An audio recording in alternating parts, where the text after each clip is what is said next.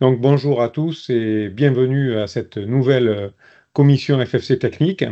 J'ai le plaisir de vous y accueillir avec Bruno Martin qui est là avec nous, bien sûr, et puis Baptiste qui est connecté, Baptiste André de la société Martin 3D qui est lui connecté.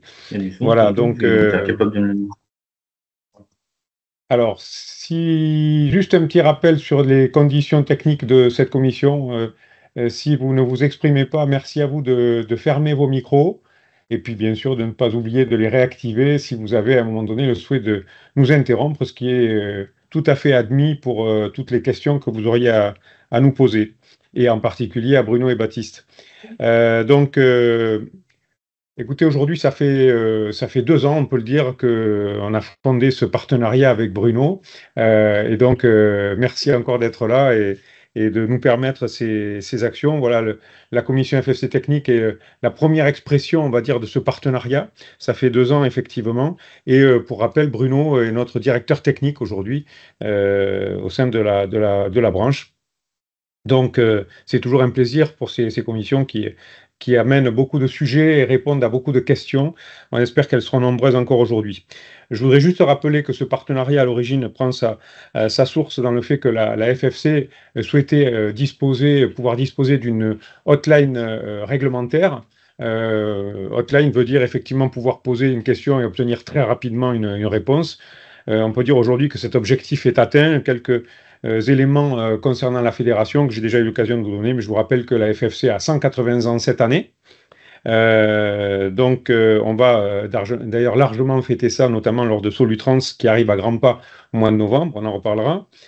Et puis, rappeler simplement que la FFC est une fédération économique avec son centre de formation d'apprentis, ses salons, Équipe Auto et Solutrans, ces événements comme les rencontres de la filière qui servent principalement à permettre aux adhérents de se rencontrer entre eux, de faire du business tout simplement, mieux se connaître, échanger. Et puis, la FFC est une organisation qui, de par son âge, son ancienneté dans la filière, est devenue porte-voix, mais également grâce à nos salons, en particulier Solutrans, et permettent de développer, d'être présent auprès des pouvoirs publics et de développer des actions de lobbying. Et puis, côté Martin 3D, mais je laisserai Bruno développer, l'attente de la société Martin 3D était de pouvoir répondre à une demande de ses clients qui demandaient à pouvoir entreprendre des actions de lobbying auprès des pouvoirs publics. Et c'est pourquoi la société Martin 3D a souhaité s'appuyer sur une organisation professionnelle.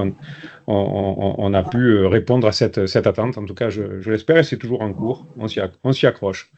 Voilà, donc aujourd'hui, cette commission FFC Technique est la parfaite illustration de notre partenariat.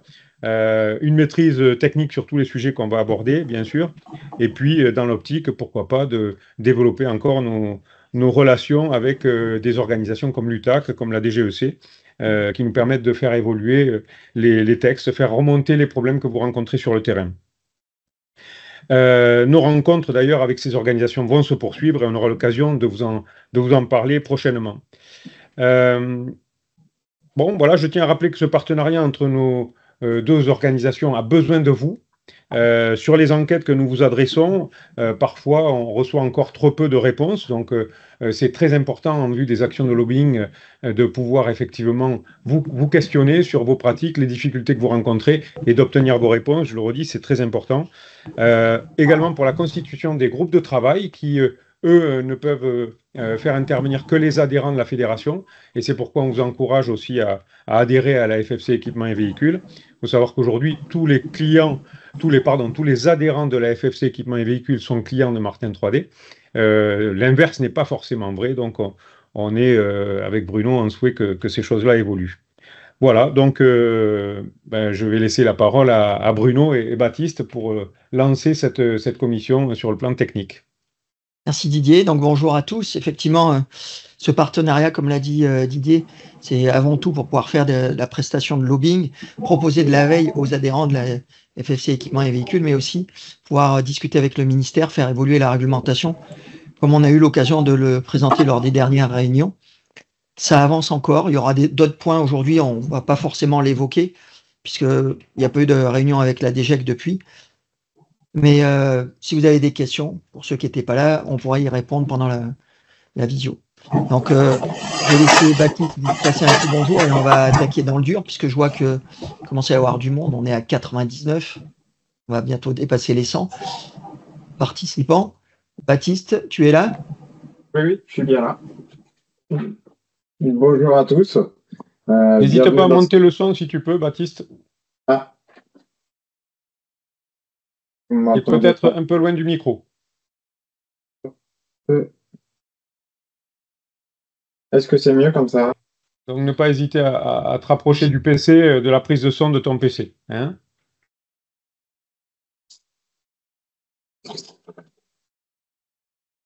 Bon, vas-y, Didier, Baptiste. Vous m'entendez, non? Ouais, t'es un peu étouffé, mais bon, t'as la Ah, tête C'est dans un le peu sang. faible. Voilà, Ouais. mais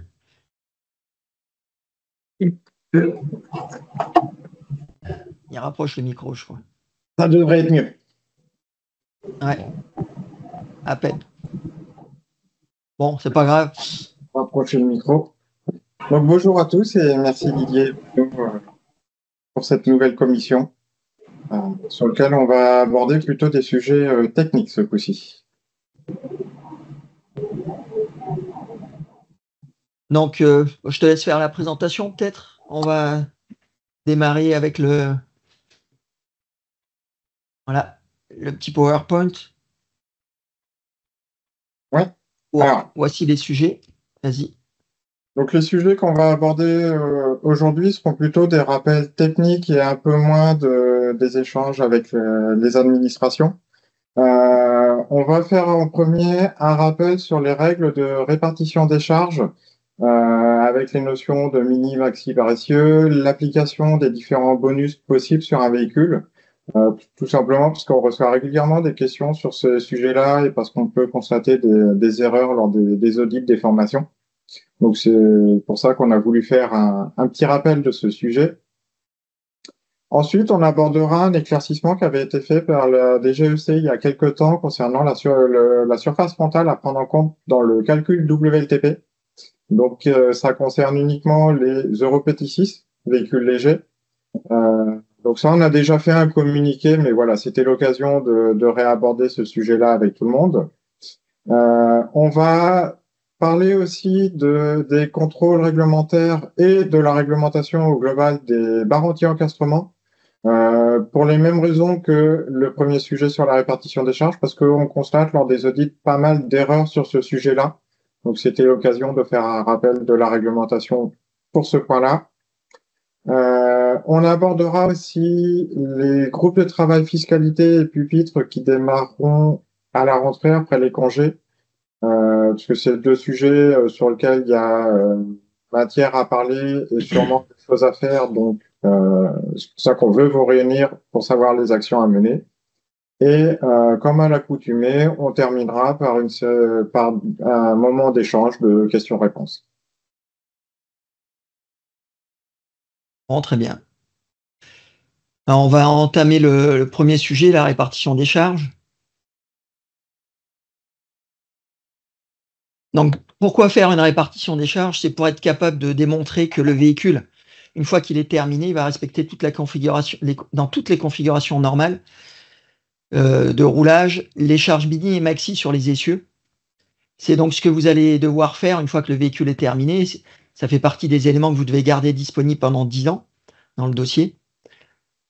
Et donc, ce que vous allez devoir respecter, c'est les données constructeurs qu'on va retrouver dans le COC et éventuellement dans le manuel de carrossage, parce que certaines infos se retrouvent que dans le manuel de carrossage. La réglementation française par rapport au code de la route et aux arrêtés, puisque les maxis techniques ne sont pas forcément les maxis sur lesquels il faut s'appuyer pour faire la répartition des charges. Donc on verra ça tout à l'heure. Et le règlement UE 2021-535, justement, dans son annexe 13, pardon, qui explique justement les règles à respecter. En fait, les règles qui existent déjà depuis la 2007, 46, qui ont été juste réactualisées. Donc, ce calcul-là, il va devoir démontrer que dans toutes les configurations possibles, ou au moins la plus défavorable, celle qui est principale, le véhicule va respecter les poids à vide avec l'ensemble de ses équipements. Donc, réservoir plein aussi, et tous les fluides, on va dire, normaux pour l'utilisation du véhicule. Donc, c'est-à-dire le liquide de refroidissement, lave-glace, etc.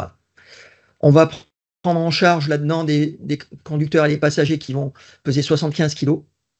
C'est-à-dire 6 places assises, 6 fois 75, 2 places assises, 2 fois 75.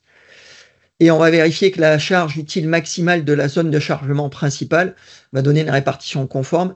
Et si possible, quand on aura aussi mis de la charge utile dans les zones secondaires.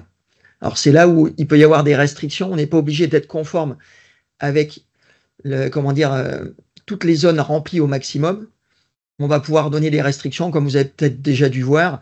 Quand il y a des coffres d'eau cabine, par exemple, on va donner un poids maxi, 105 kg, 70 kg, 50 kg. Ça va dépendre du coffre que vous allez monter. Et on va vérifier que on respecte ces règles-là. Qu'en respectant ces règles-là, la répartition des charges est toujours conforme. On va aussi vérifier dans le cas où il y a des reports de poids, donc quand on est attelé sur la boule d'attelage, donc en respectant les règles normales. Alors, il est fortement conseillé de valider toutes les configurations d'utilisation, parce que s'il y a des restrictions d'utilisation, il faut les remonter au client. Donc, les remonter au client, la directive ne dit pas comment on doit les remonter, mais elle dit qu'on doit prévenir le client de restrictions d'utilisation. Donc, vous pouvez être mis en cause en cas d'accident si il y a une configuration sur laquelle vous n'avez pas donné de restrictions et que ça a engendré un éclatement de pneus ou enfin engendré un accident. Donc, c'est pour ça que vous le verrez tout à l'heure dans les exemples qu'on donne. Après, on fait pas tous les calculs possibles, mais les calculs qui sont les plus extrêmes pour vérifier qu'on est bon dans les configurations les plus délicates. Juste une précision, il est possible que certains d'entre vous aient du mal à voir l'intégralité du support PowerPoint par rapport à l'écran. C'est une question de format. Donc, on vous enverra de toute façon le document au complet après la réunion, hein. Je ne dis pas que ça résout le problème, mais en tous les cas, si jamais vous avez, je dis bien si vous avez des soucis de visualisation du support, on vous l'enverra. Alors, on me précise que vous avez une option qui s'appelle épingler, qui peut vous permettre d'avoir une meilleure visualisation du support. Quoi qu'il en soit, on vous l'enverra. Merci pour cette précision, Didier.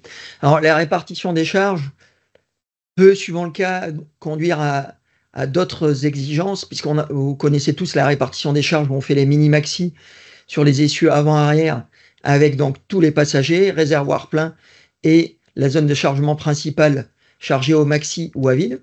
Donc ça, c'est les cas où on doit toujours être bon. Si un de ces cas-là n'est pas bon, c'est que la répartition n'est pas bonne. Les autres cas, c'est-à-dire coffre plein ou attelé, peuvent amener à dire la charge utile mini va être diminuée ou le maxi sur la boule sera tant plutôt que les 1 tonne autorisées sur un poids lourd, etc. Donc ça, c'est les restrictions d'utilisation que vous avez le droit de remonter au client et que vous devez remonter au client quand il y en a. Donc on va voir après les limites qu'il y a dans tout ça. Après les autres cas, c'est la charge utile mini qui s'applique à tout véhicule de transport de marchandises. On doit pouvoir respecter une charge utile mini. Alors, je ne sais pas si vous arrivez à voir clairement le petit tableau, mais ça fait partie de news qu'on a déjà diffusé, où on rappelle en fonction du nombre de places, la directive européenne, enfin le règlement européen maintenant indique la charge utile mini qu'on doit avoir sur le nombre de places. Et donc avec ce tableau-là, en fonction du PTAC, on sait quel est le poids maxi que doit faire le véhicule pour répondre à cette exigence. Alors pour rappel, pourquoi il y a cette exigence? C'est que si le véhicule ne répond pas à cette exigence de charge utile mini, ce n'est plus un véhicule de transport de marchandises, il va être classé en transport de personnes et les conditions d'homologation ne sont plus du tout les mêmes. Donc en fait, en respectant ces règles-là, on démontre qu'on a le droit d'être homologué suivant les exigences d'un véhicule type N et pas M, qui sont beaucoup plus light. Et dans ce cas-là, et seulement dans ce cas-là, vous devez le voir sur le tableau que vous avez à l'écran, dans la colonne bleue, le conducteur pèse toujours 75 kg, mais les passagers, eux, pèsent 68 kg, qui en fait, 68 kg pour tout le monde, ça vous fera peut-être plaisir de le savoir, c'est le poids que vous faites quand vous êtes tout nu sans habit. Et les 75, c'est quand vous êtes habillé avec vos bagages sur votre siège. Voilà, bon. Et donc, seulement dans ce cas-là, les passagers pèsent 68 kg. Ça permet de transférer 7 kg de bagages dans la charge utile. Et surtout, dans certains cas où c'est un petit peu délicat, d'arriver à devenir bon pour la règle de la charge utile minime. Autre calcul qui doit être fait, enfin quand je dis calcul vérification, c'est en fonction de la motorisation. Comme vous le voyez dans la colonne verte, la troisième colonne, tout en bas, en fonction du type de moteur, si on est Euro Petit 6 ou Euro Grand 6, avec ou sans dérogation, ce qu'on appelle avec ou sans dérogation, c'est si l'homologation a été faite avec des contraintes plus contraignantes. Donc pour rappel, un moteur Euro Petit 6, c'est des homologations qui sont faites d'après des exigences VL, voiture, donc entre autres des tests à 130 km/h, alors que des moteurs Euro Grand 6, c'est des moteurs issus de poids lourds, même s'ils peuvent être montés sur des vulles. Et donc, les tests ne sont pas faits avec les mêmes contraintes. Donc, entre autres, ils ne sont pas testés à 130 km/h, mais à 90.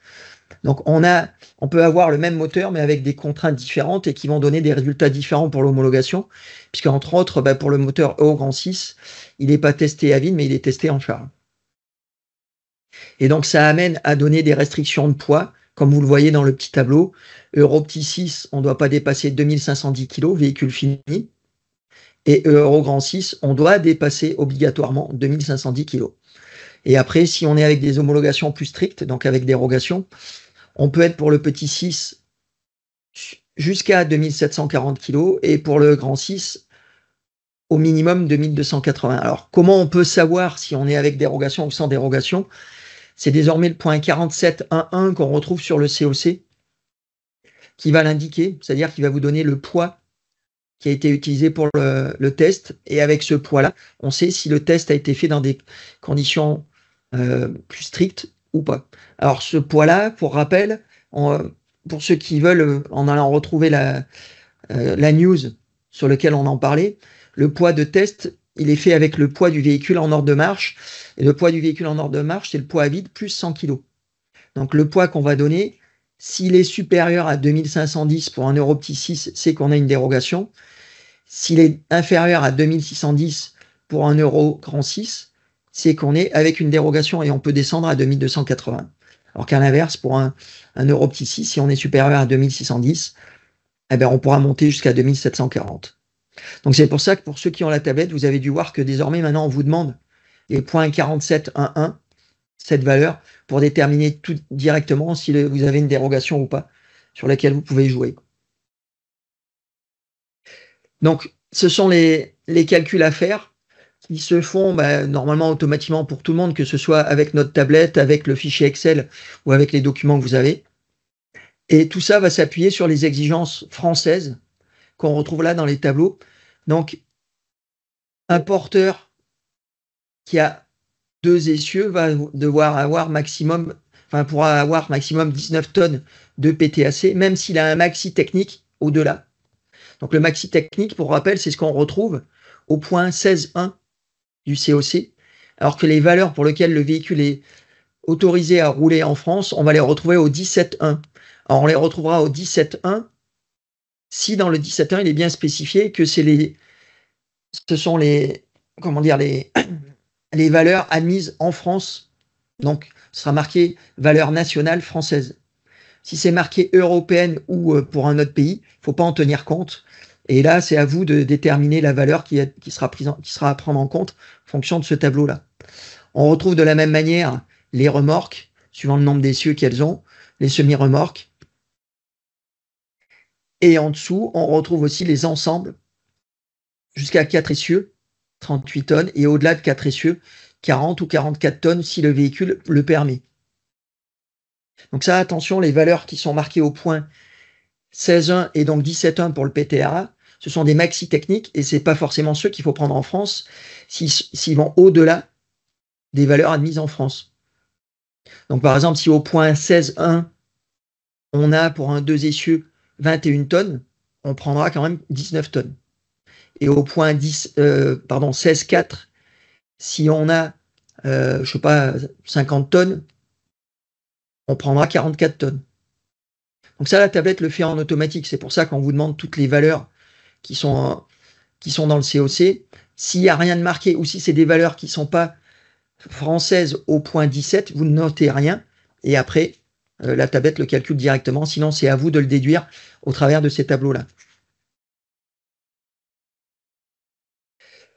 On a aussi en France des maxi techniques qui dépendent par essieu, qui vont dépendre du type de véhicule. Alors déjà, sur un essieu simple, on peut aller à 13 tonnes.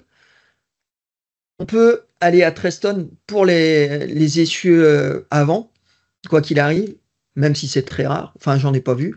Mais on peut aussi aller à 13 tonnes sur les essieux arrière, mais à condition de ne pas être attelé au-delà de 40 tonnes. Sur un ensemble routier qui est attelé en plus de 40 tonnes, on va être limité à 12 tonnes sur l'essieu arrière. Donc, il faut faire attention. Donc, ça veut dire que c'est un calcul qu'on doit faire en 2 temps si le véhicule est remorquant. Non attelé, on peut monter à 13 tonnes. Et attelé, on ne doit pas dépasser les 12 tonnes. Lorsqu'on dépasse 44 tonnes. Donc, on verra tout à l'heure, dans ces cas de restriction, comment on peut le faire. Mais c'est à vous de le valider et éventuellement de remonter des infos, des restrictions s'il y a besoin au client. Bon, pour rappel, quand même, je pense que vous le savez tous, c'est le chauffeur qui est responsable de son chargement. Donc, c'est à lui de charger correctement son véhicule.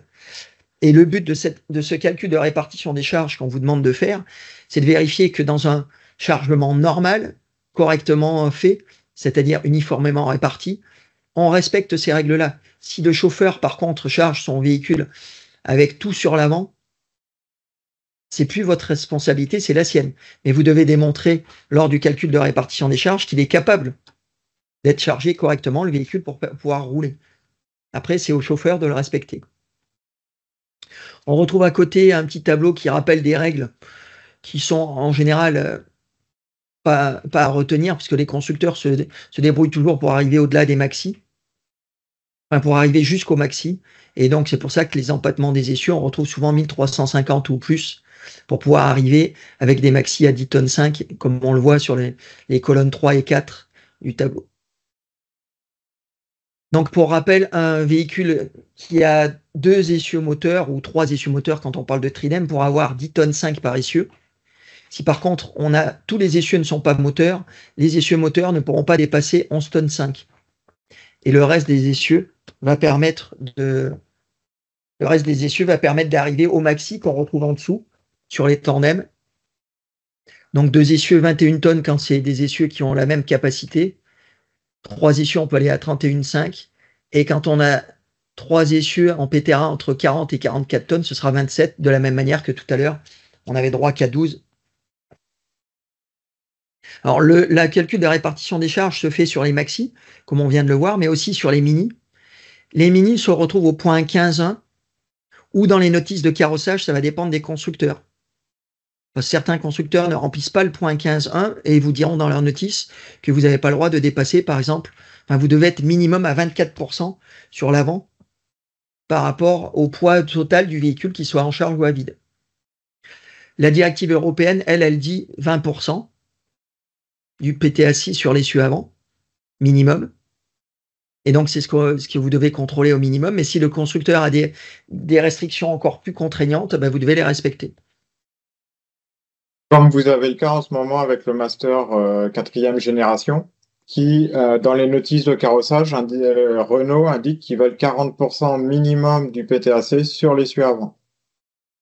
Donc, ils veulent le double de ce que demande le texte européen. Et Mercedes, je ne sais pas si ça a changé dernièrement, mais avant, ils voulaient 24%. Ou ils le veulent encore. Donc, ça, c'est de votre ressort de le savoir. Et donc, sur la tablette, on vous demande s'il y a des préco-constructeurs en pourcentage. Et à ce moment-là, c'est à vous de le remplir. Et dans ces cas-là, on passe outre le point 15.1. On va s'occuper du pourcentage que demande le constructeur.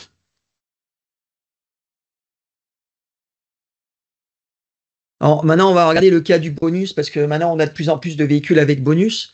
Vous savez qu'on peut avoir un bonus gazogène ou électrique de 1 tonne. Ou même lorsque c'est un véhicule qui est électrique et dans les catégories M2, M3, N2, N3, avec un PTAC inférieur à 26 tonnes, on peut même aller jusqu'à 2 tonnes. Donc ça, c'est une directive européenne qui permet ces 2 tonnes. Les 1 tonne qui sont citées précédemment, c'était la France, mais comme on est aussi européen, on a le droit de monter à 2 tonnes pour ces cas-là. On a le droit, et ça se cumule, de mettre un bonus ralentisseur de 500 kg maxi dans la limite du poids du ralentisseur. Si le ralentisseur ne pèse que 250 kg, donc ça, il faudra avoir une attestation du constructeur, ben, vous pourrez avoir qu'un bonus de 250 kg. Et pareil, pour le PTRA, on peut, en plus de ces bonus-là, avoir sur le PTRA un bonus de 1 tonne si l'ensemble fait plus de 6 essieux. C'est-à-dire, enfin, minimum 6 essieux. C'est-à-dire, par exemple, un 26 tonnes avec une remorque, une semi-remorque 3 essieux. Donc, on pourrait arriver jusqu'à 3 tonnes 5, mais ça n'arrivera jamais, puisqu'en général, les véhicules électriques n'ont pas de ralentisseur. Donc, je dirais, les maxi que vous pouvez avoir en bonus, c'est déjà pas mal, c'est 3 tonnes.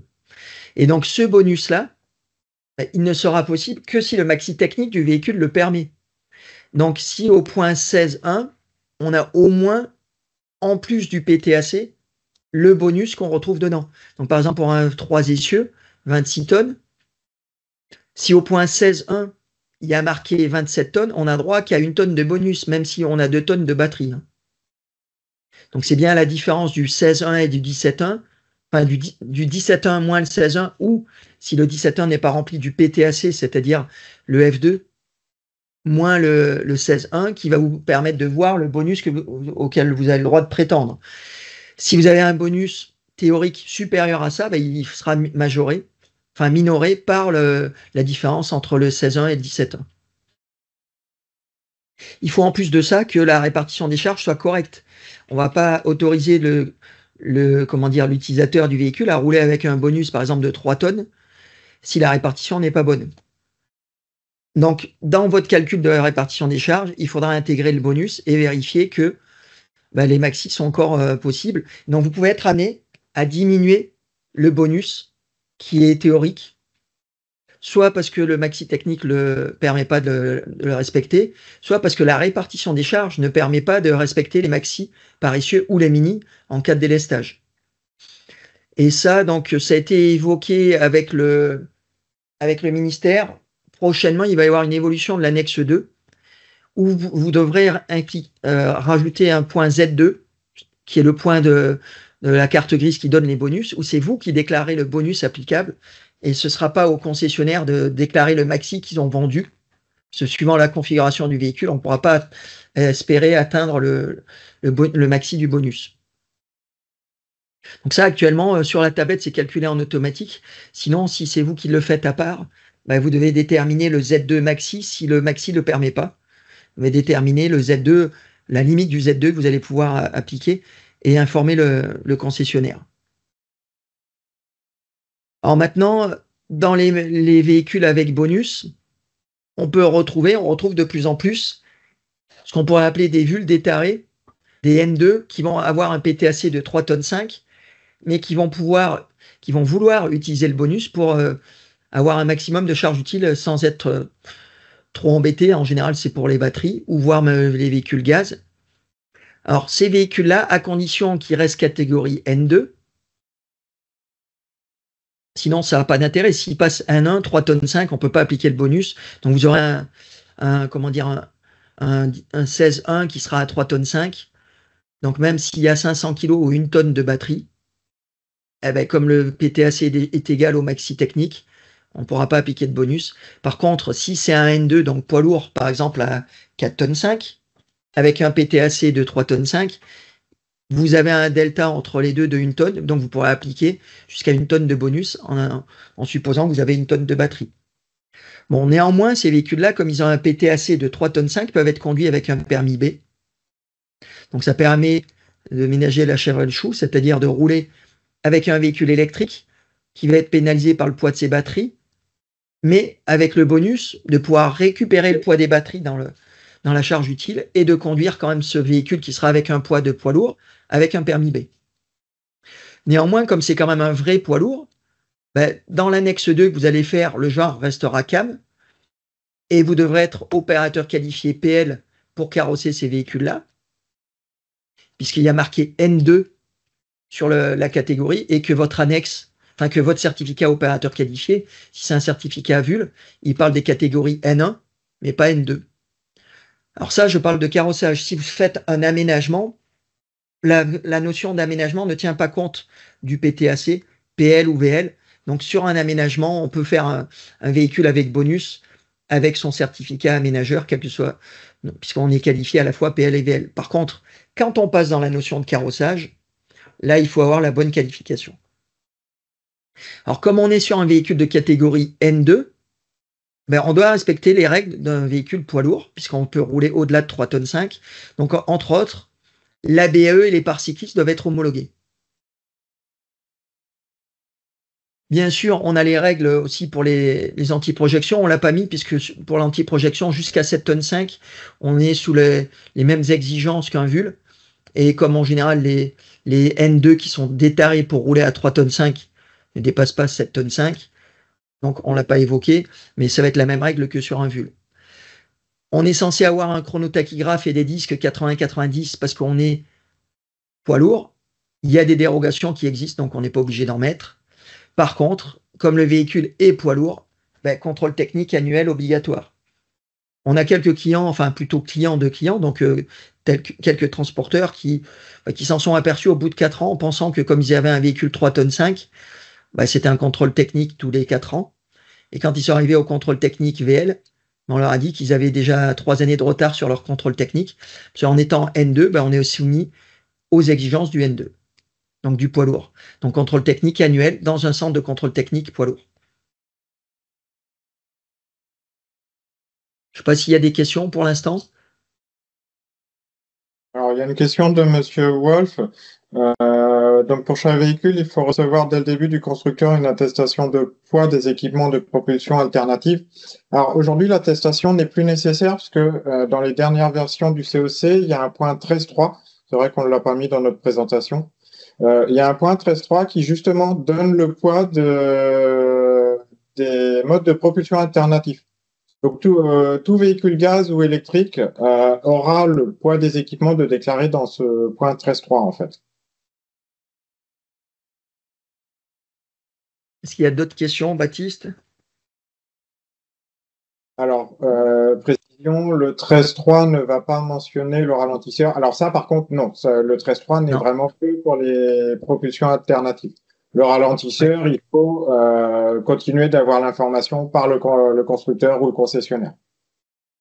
Alors, beaucoup de constructeurs dans l'espace carrossier vous donnent ce qu'ils appellent les caractéristiques du véhicule dans lesquelles on peut retrouver les poids des ralentisseurs, éventuellement les poids des ensembles gaz électriques si vous avez un vieux COC qui n'a pas le point 13.3. Et je crois même que des fois le 13.3 n'est pas forcément rempli par tout le monde et vous êtes quand même obligé d'aller dans ce cas-là chercher les infos sur le site constructeur ou de les demander au concessionnaire. Alors, il ne faudrait pas qu'ils reçoivent, par exemple, une attestation de 800 kg de réservoir gaz, qui a répartition technique sur la limite du bonus.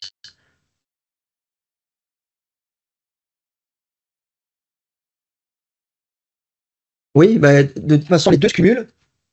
Et c'est pour ça que c'est des choses qu'on a remontées au ministère. Je ne sais pas si vous arrivez à voir les questions. C'est quand on additionne tout, vous devez faire le calcul avec tous les bonus possibles.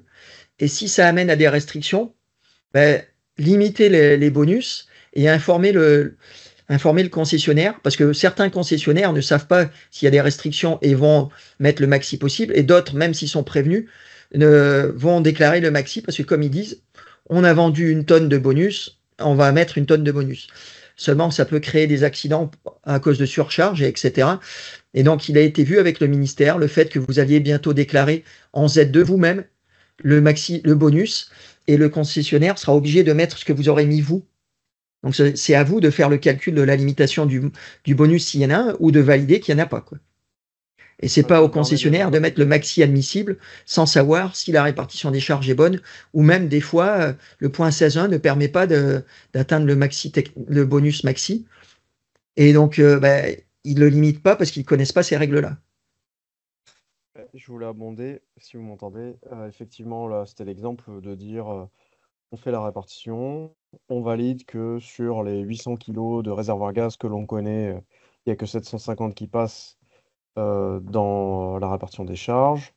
On fait une attestation en disant on a le droit de déclarer le champ Z2 gazogène ou réservoir gaz avec 750 kg max.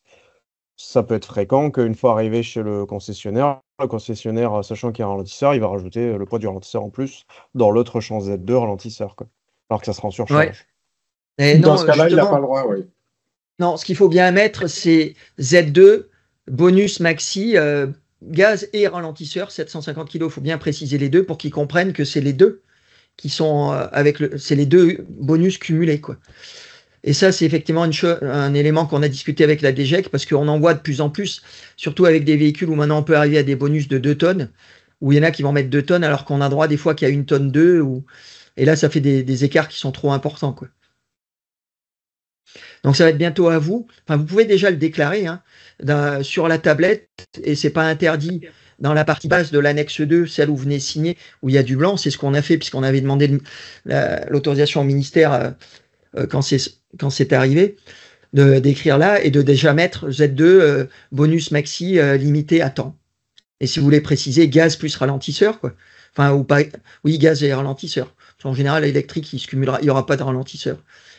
Mais c'est bien un ensemble. Et ça, il faut qu'ils le comprennent. Et ça, pour info, ce sera, je ne vais pas dire prochainement, mais ce sera contrôlé un jour à la NTS que vous aurez bien mis le Z2 qui correspond et que le concessionnaire aura validé le bon Z2 et pas mis celui qu'il a vendu, mais celui qui aura été calculé. Vous avez commencé à répondre aux questions qui sont là. Ouais. Il y en a une dernière. Alors, nous allons demander au constructeur une attestation du poids des équipements de propulsion alternatifs. Oui, si ce n'est pas marqué au point 13.3, vous devez demander la question. Le ralentisseur, il ne sera jamais marqué dans le COC. Alors, pourquoi il ne sera jamais marqué dans le COC? Parce que le bonus ralentisseur, c'est un bonus franco-français, alors que maintenant, les bonus gaz et électriques ont été reconnus au niveau européen. Mais avant, ils n'apparaissaient pas dans le COC parce qu'il n'y avait que la France qui autorisait ces bonus. Et maintenant, au niveau européen, pour inciter les gens à rouler avec des carburants alternatifs, ils ont admis cette notion-là et c'est comme ça qu'ils sont passés même à 2 tonnes pour les véhicules électriques, alors qu'en France, on avait admis que jusqu'à 1 tonne. Je ne sais pas s'il y a d'autres questions. Pour l'instant, donc, on va passer à la suite. Donc là, c'est des exemples. Ce n'est pas la solution, c'est les exemples qu'on ressort, nous, sur la tablette ou comment dire, sur le fichier Excel qu'on fournit aux clients qui n'ont pas la tablette. Alors, le premier tableau, en haut à gauche, on retrouve sur la première ligne le poids du châssis équipé. Donc, le poids du châssis équipé à vide en ordre de marche. Donc, réservoir plein. Non, réservoir tel qu'il est, pardon, puisqu'on va faire le plein en dessous. On va retrouver sur les lignes jaunes, non, 2, 3, 4, le nombre de passagers au rang donc 1, 2 et 3, et qu'on va positionner à leur position de roulage normale, parce que pour rappel, ce que dit la directive européenne, c'est que les passagers doivent être positionnés à leur place, et donc c'est très rare qu'ils soient tous à 0 ou à 1/3, 2/3. Là, comme dans l'exemple qu'on voit, on voit que pour 150 kg de passagers, on a un délestage sur l'avant de 40 kg, c'est-à-dire qu'on a des passagers. Voilà, on est sur un truc un petit peu.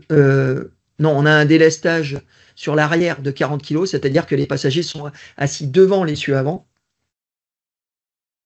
Et donc, ça nous fait comment dire, une répartition des charges où on va récupérer entre guillemets de la charge utile sur l'arrière. Et ça pourrait être plus 40 si on avait les passagers assis en arrière. Et les 1/3, 2/3, c'est bon quand on a des passagers assis à 1 mètre de l'essieu avant et qu'on a un empattement 3 mètres. Sinon, ça n'existe pas. Hein. Et donc, on se doit de prendre la cote du passager assis. Alors, cette cote, réglementairement, elle est un petit peu compliquée à prendre, mais on peut faire des approximations. C'est siège reculé au maxi arrière et on va prendre la hanche, le point de la hanche. Alors, réglementairement, dans les homologations, on prend la mire qui est à la hanche sur le mannequin quand on fait les essais. Donc, on n'a pas tous la taille d'un mannequin, loin de là, mais on n'est pas à 2 cm près, ça va transférer 1 ou 2 kg. On n'est pas à 1 ou 2 kg près. Donc, on est à peu près à 150 mm du dossier, la hanche, au fond du dossier, et siège reculé au maxi, et on prend cette cote-là par rapport à l'essieu avant. Et si on est devant l'essieu avant, on déleste l'arrière, comme c'est dans le cas qui est là. Si on est derrière l'essieu avant, on va alourdir l'essieu arrière en fonction du siège, suivant qu'il est plus ou moins en arrière. Donc, s'il y a plusieurs rangées de sièges, on va faire la même chose pour chaque rangée. Et après, sur les lignes suivantes, je ne sais pas si vous arrivez à lire, vous avez l'incidence du réservoir qui est vide, ou quasiment vide, sur lesquels on va ramener le poids. Alors là, on a 237 kg à répartir sur l'avant et l'arrière. C'est ce qui manquait dans le réservoir. Et donc, on va les répartir sur l'avant et l'arrière en fonction de la position du réservoir. Je pense que vous avez l'habitude tous de faire un calcul comme celui-là. La ligne suivante, il n'y a rien de marqué, c'est au cas où il y aura un deuxième réservoir à carburant. Donc, ça peut être un deuxième réservoir à gasoil, ou quand on est sur un véhicule gaz, ça peut être un réservoir à essence, si on peut avoir deux types de carburant. Et après, on a la déblue quand il y a de la déblue. Donc, on le voit là, il manquait 52 kg de déblue. Et ça a été réparti sur l'avant et l'arrière. On tire un trait à tout cela, ça nous donne un poids total du véhicule sur l'avant, l'arrière et un poids total. Et de là, on en déduit donc la charge utile. Donc sur ce 32 tonnes, il reste 16 tonnes 245. Là, j'ai un peu de mal à voir, c'est flou. Qu'on va répartir sur l'avant et l'arrière en fonction du Y du chargement. Alors le Y, il y a des cas où il est très simple à déterminer. Hein. Quand on est sur un plateau, un fourgon, une benne, c'est le milieu de la zone de chargement parce qu'on part toujours du principe que la charge est uniformément répartie. Quand on est sur des véhicules un petit peu plus spéciaux, le Y peut être différent de la zone de chargement. Par exemple, si on prend une toupie à béton, c'est pas le milieu de la toupie, puisqu'il va y avoir la notion qu'on appelle de ligne d'eau. C'est-à-dire la toupie, quand elle est remplie, le milieu, en fonction de où se retrouve le niveau de chargement, ce qu'on appelle la ligne d'eau, est pas au même endroit, parce que avec la toupie, c'est un barycentre. Et donc là, c'est un petit peu plus compliqué. Donc c'est le constructeur qui va vous donner le Y de sa toupie.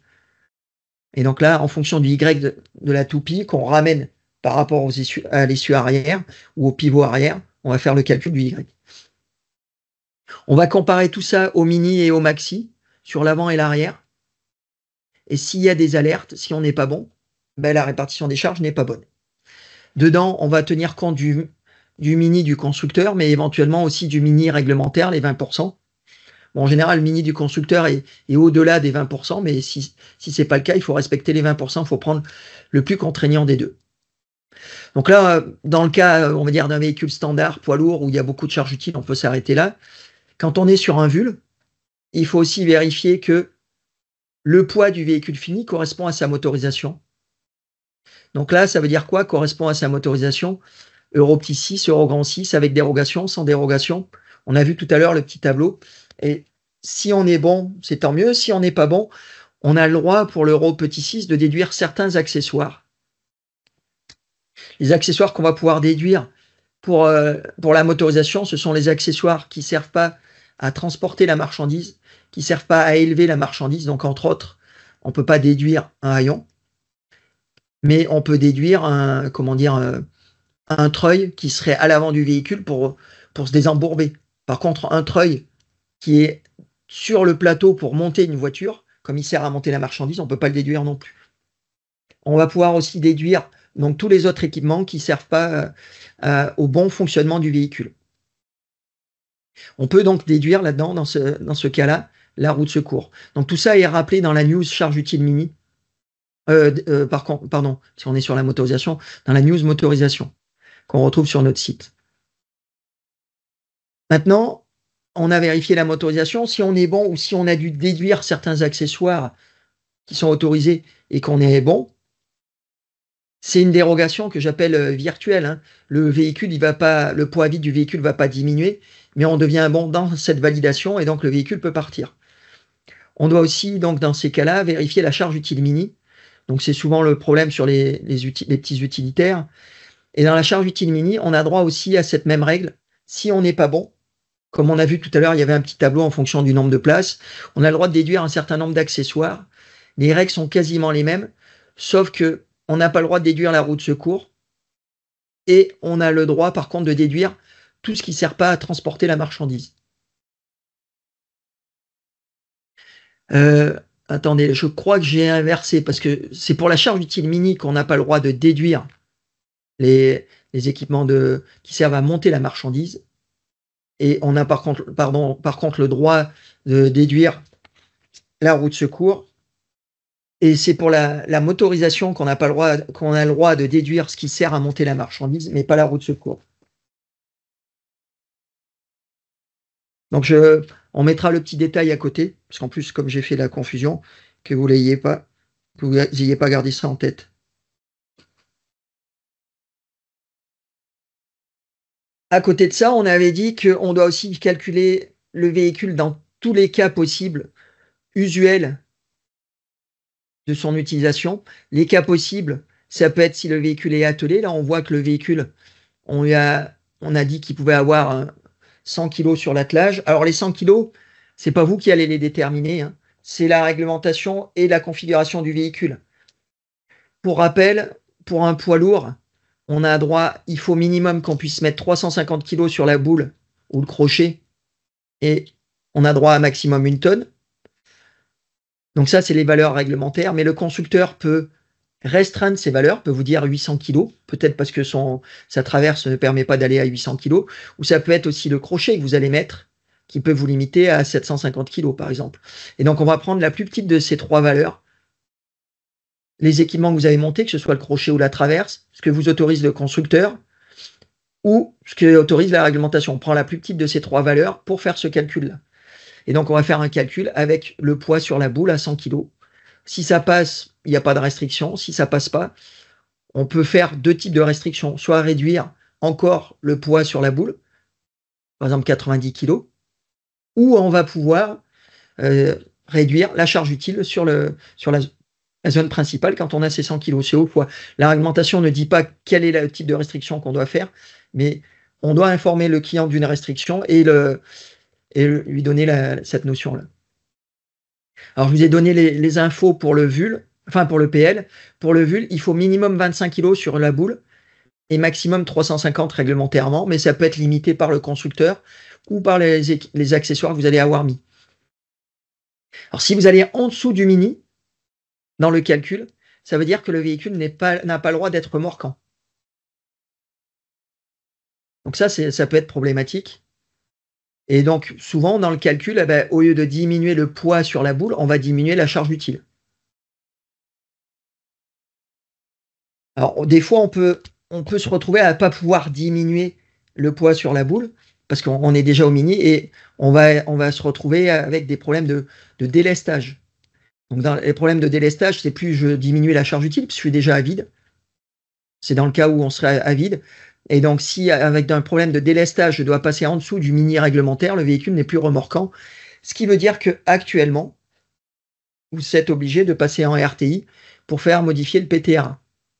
Et donc, ça fait partie aussi des choses qu'on a demandé à la DGEC, c'est de pouvoir, vous, en tant que carrossier, limiter le PTAC du véhicule pour du coup interférer sur le PTRA, pardon, pour pouvoir interférer sur cette restriction-là, sans avoir besoin de passer en DAL.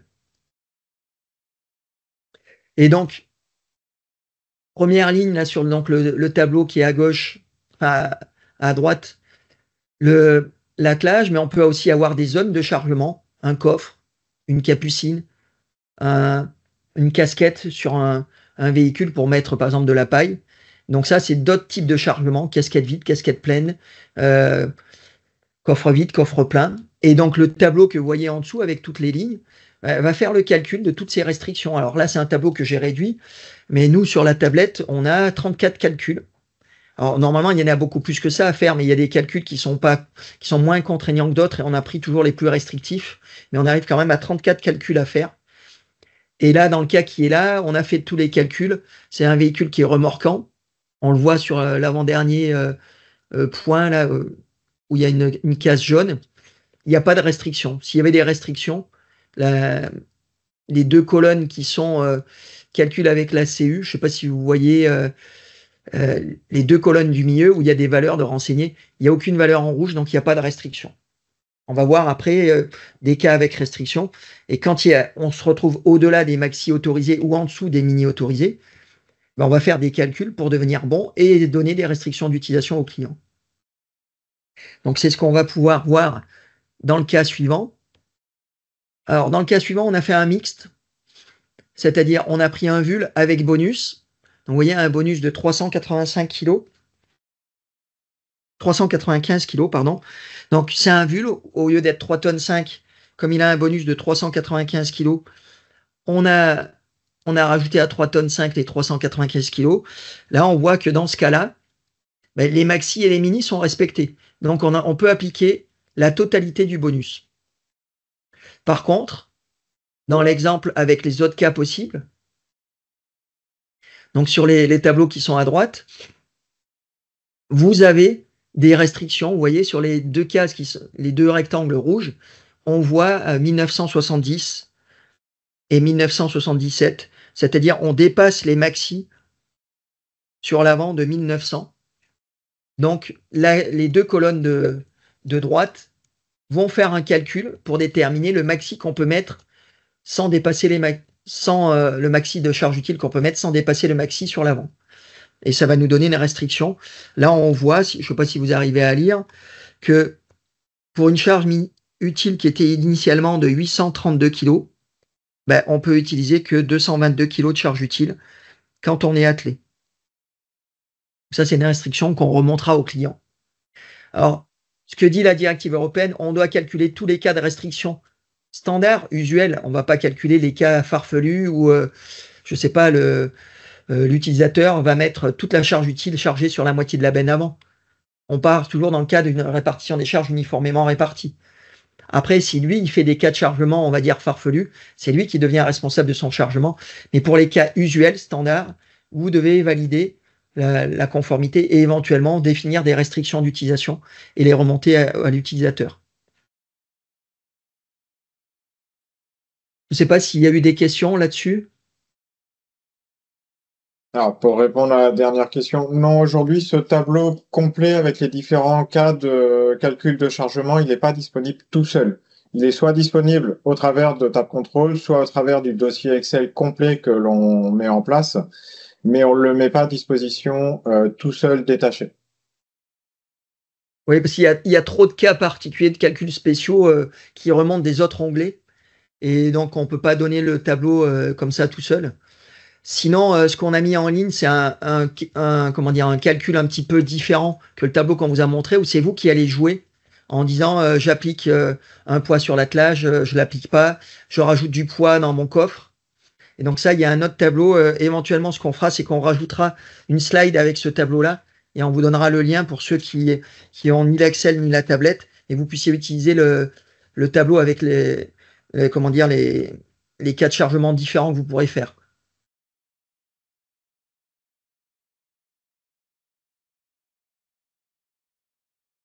Je ne sais pas s'il y a d'autres questions.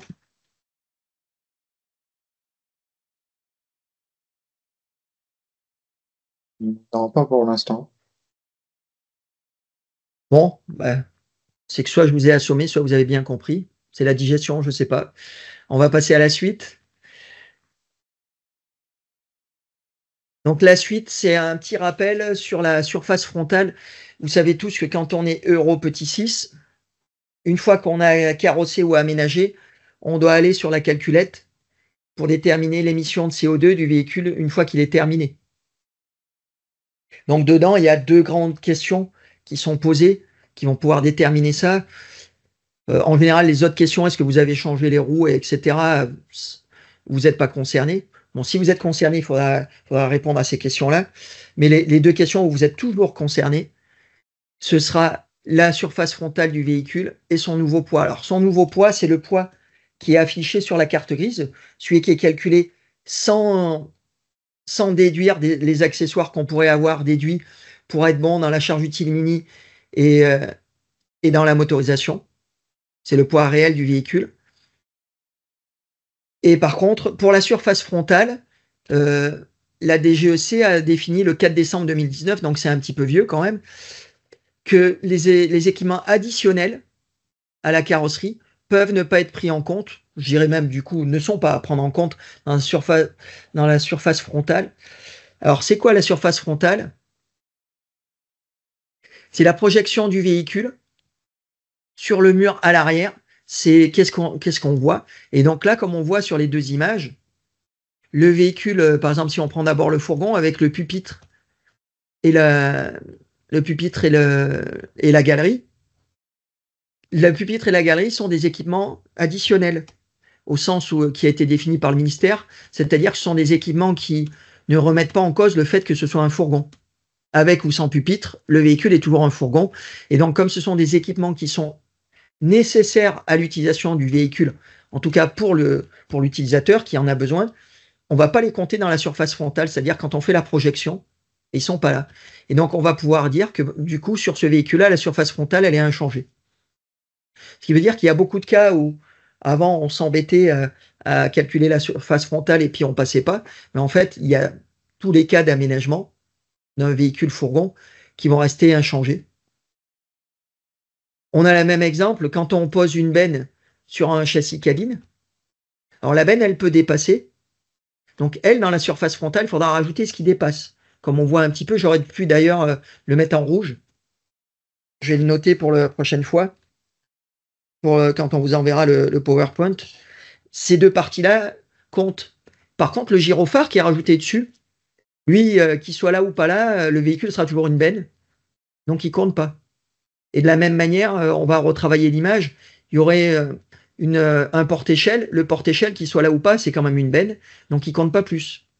Et donc au final, la surface frontale sur ce châssis cabine, c'est juste ce qu'on a rajouté en projection sur l'arrière pour dire que c'est une benne. Donc les deux petits bouts de benne qu'on voit dépasser. Donc ça simplifie le calcul de la surface frontale pour vous et ça vous permet même dans beaucoup de cas de dire que c'est inchangé.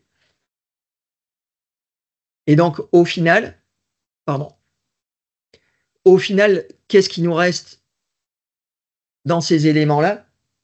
C'est le poids, lui, il reste le même. Le poids de la benne, du gyrophare, et si on est dans l'autre cas du pupitre ou de la galerie, vont être pris en compte dans le calcul du WLTP, mais pas leur surface frontale. Donc ça, c'est, je dirais, une petite nouveauté, si on peut dire, puisque on n'a eu connaissance que dernièrement de ça, mais c'était depuis 2019, qui permet de simplifier les calculs de surface frontale et de pouvoir passer dans beaucoup de cas où vous étiez limité. Et dedans, on retrouve, dans le petit détail, on va retrouver les feux à éclat, les extracteurs d'air, les groupes frigorifiques, etc., les panneaux AK5. Tout ça, c'est des choses qui ont été citées par le ministère dans sa note. Et par le même biais, les galeries, les porte-échelles, les pupitres peuvent être exclus. Voilà. Je ne sais pas s'il y a des questions là-dessus. A priori, non.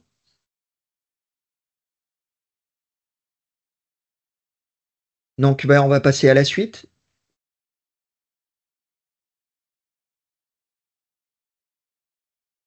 Maintenant, on va passer à la réglementation sur la BAE. Alors, ce que je propose à Baptiste, pour pas qu'il s'ennuie trop, on va faire un slide chacun. Si tu veux. Tu veux commencer par le premier ou c'est moi? Il a l'air emballé. Bon, comme le temps qui s'échauffe, je vais faire le premier. Alors, je vais déjà pour rappel, la BE doit être homologuée en 58R03 depuis le 1er septembre 2021. Il y a eu des dérogations, elles sont plus actives parce qu'on a droit à des dérogations que pendant 18 mois. Maintenant, si vous avez un véhicule d'occasion qui vient et qui est avec une BE avec dérogation et que vous n'y touchez pas, il n'y a pas de problème. Si par contre, vous avez à toucher à la BE, la dérogation, elle est plus active. Vous avez désormais possibilité d'avoir une BE homologuée, etc. Et vous devez la mettre. Ce qui veut dire de la même manière, si vous avez un haillon à changer sur un véhicule comme ça et qu'on veut c'était une BAE d'un haillon en 0,2 parce qu'à l'époque tout le monde n'était pas prêt, que maintenant le véhicule est accidenté, il faut changer le haillon parce qu'il a été abîmé. C'est un haillon en 0,3 qu'il faut mettre, plus un haillon en 0,2. Et donc de la même manière, c'est déjà arrivé. Alors là, on est loin de la date, mais dans le même sens, on a eu des clients qui ont eu des véhicules accidentés qui étaient juste avant le passage en 0,3. Tout le châssis était mort, mais l'expert a cru bon de dire le haillon il est encore en état, on le récupère. Mais entre-temps, on était passé en 0,3. Donc là, le haillon, on n'a pas le droit de l'utiliser, puisqu'il est en 0,2 si le véhicule n'a pas de dérogation. Donc, il faut faire attention, monter des équipements d'occasion sur un véhicule neuf, eh ben, ce qui emporte sur la réglementation, c'est la date d'immatriculation du véhicule, hein, et pas de l'équipement qu'on va monter. Donc, un haillon d'occasion sur un véhicule neuf, si c'est un haillon qui est trop ancien, qui est en 0,2, on n'a pas le droit de le mettre. Il faut qu'il soit en 0,3. Hein. Donc, les petits changements qu'il y a eu, alors là, on va commencer d'abord par le cas général sur un poids lourd. Donc, vous vous souvenez tous, on courait tous après la déformée de la BAE, parce qu'on faisait 400 moins la déformée. Donc maintenant, c'est pas 400 moins la déformée, on a 2 cas à respecter. On a effectivement 400 moins la déformée à respecter. Cette déformée, on la retrouve dans le PV d'homologation. Mais en même temps, on doit respecter aussi 300 avant déformation, c'est-à-dire qu'on va prendre le plus contraignant des deux. Si on a une déformation, par exemple, de 50, donc 400 moins 50, 350, mais on doit aussi respecter 300, donc on se mettra à 300.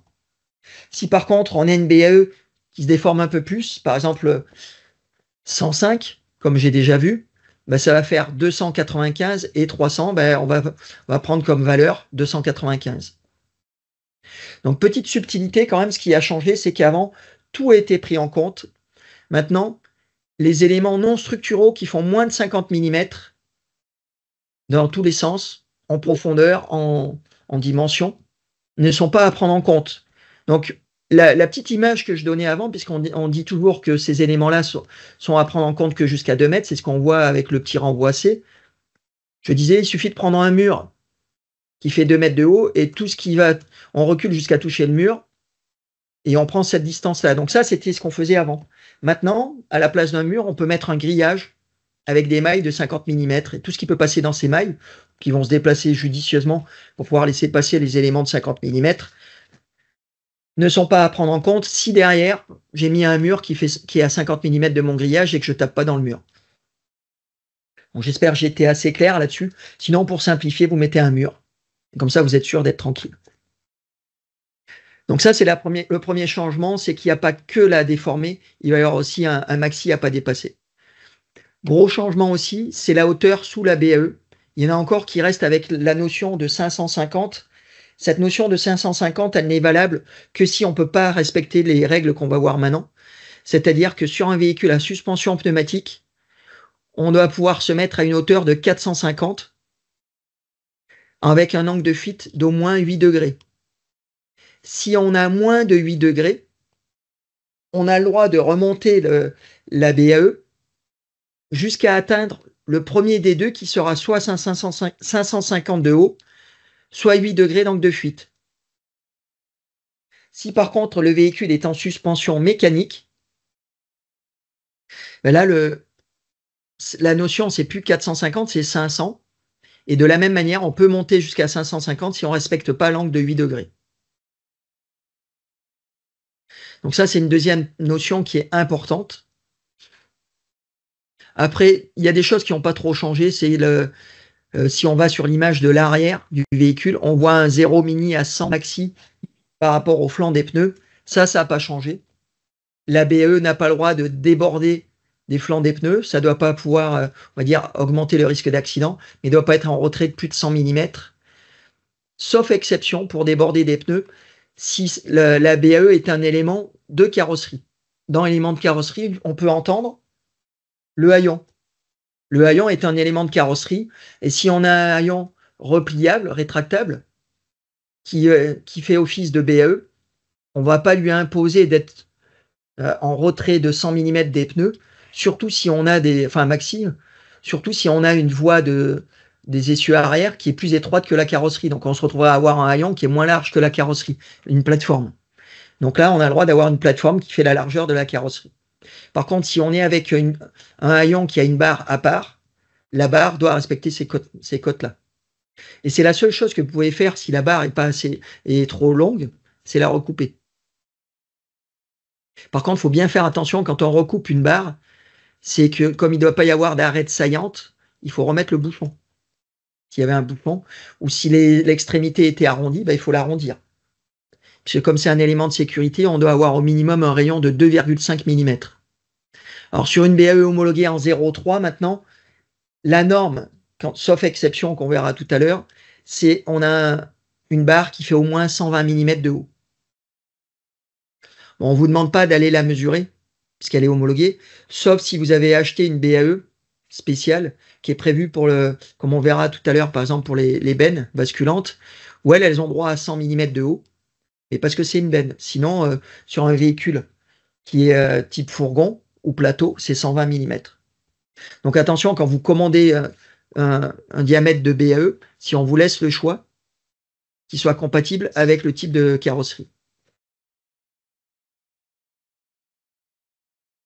Si la BAE est en plusieurs éléments, comme on voit en dessous de la vue de derrière, on doit avoir un déport maxi de 100 mm entre la face la plus arrière et puis la face qui est en retrait. C'est un déport de 100 mm sur une projection horizontale.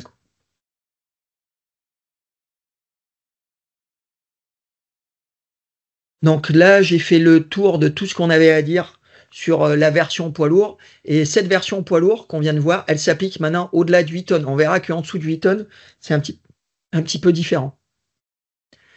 Donc Baptiste, je vais te donner la main pour la BAE des remorques, puisque là, tout à l'heure, on était sur les porteurs.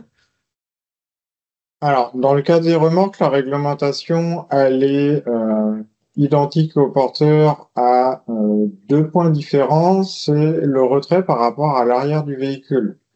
Dans le cas des porteurs, on avait le droit à un retrait de 400 mm après déformation et 300 avant déformation. Dans le cas des remorques et semi-remorques et de catégorie O3, O4, donc des versions poids lourds, la réglementation elle est plus restrictive en fait, parce que maintenant elle dit 300 après déformation et 200 avant déformation. Donc la question à se poser, la même que pour la slide précédente sur les porteurs, c'est de savoir de combien est la déformation et de retenir la valeur la plus contraignante des deux. Sinon, pour le reste de la réglementation, on retrouve les mêmes notions de hauteur à 450 pour les suspensions pneumatiques avec l'angle de 8 degrés, 500 pour un véhicule en suspension mécanique avec l'angle de 8 degrés, ou 550 si vous avez un angle inférieur à 8 degrés. On a la même contrainte de retrait de 100 mm par rapport à l'extérieur du pneumatique ou l'alignement avec le flanc du pneumatique. Pareil, on peut dépasser le flanc du pneumatique pour le cas des haillons ou si la BAE est intégrée à la structure de la carrosserie. Et aussi pour les remorques, semi-remorques, sont à prendre en compte tous les éléments jusqu'à 2 mètres de haut. Ce qui est situé au-dessus sont retirés du positionnement de la BAE. Et la BAE est bien à positionner par rapport au hors-tout, avec cette notion d'éléments structuraux de moins de 50 mm. Pareil, si vous le souhaitez vous simplifier la vie, vous prenez tous les éléments hors-tout du véhicule, sachant que 50 mm, c'est quand même pas très grand. Donc, ce qui veut dire que si vous avez juste des butoirs de carrosserie, un butoir caoutchouc ou les butoirs rouleaux en acier, ils seront à prendre en compte. Sinon, les contraintes, hormis ce retrait qui est plus restrictif, sont identiques aux porteurs. Alors, j'ajouterai un petit élément, parce que c'est moi qui l'ai oublié tout à l'heure. Comme c'est marqué au point F, il y a une nouvelle notion. On a parlé de déformation horizontale, mais il y a une notion de déformation verticale. Maintenant, lors de l'homologation d'une BAE, comme on le verra tout à l'heure, on regarde aussi de combien se relève la BAE. Si elle se relève, suivant sa constitution, des fois elle s'abaisse. Mais si elle se relève, elle n'a pas le droit de se déformer de plus de 60 mm vers le haut, de se relever de plus de 60 mm. Et on doit dans aucun cas, BAE déformée, se retrouver à plus de 600 mm par rapport au sol. Ce qui veut dire qu'en général, on n'est jamais embêté parce qu'on a la notion des 450 ou 500 tant qu'on a l'angle de 8 degrés. Si je rajoute 60 mm là-dessus, j'arrive à 510 ou 560.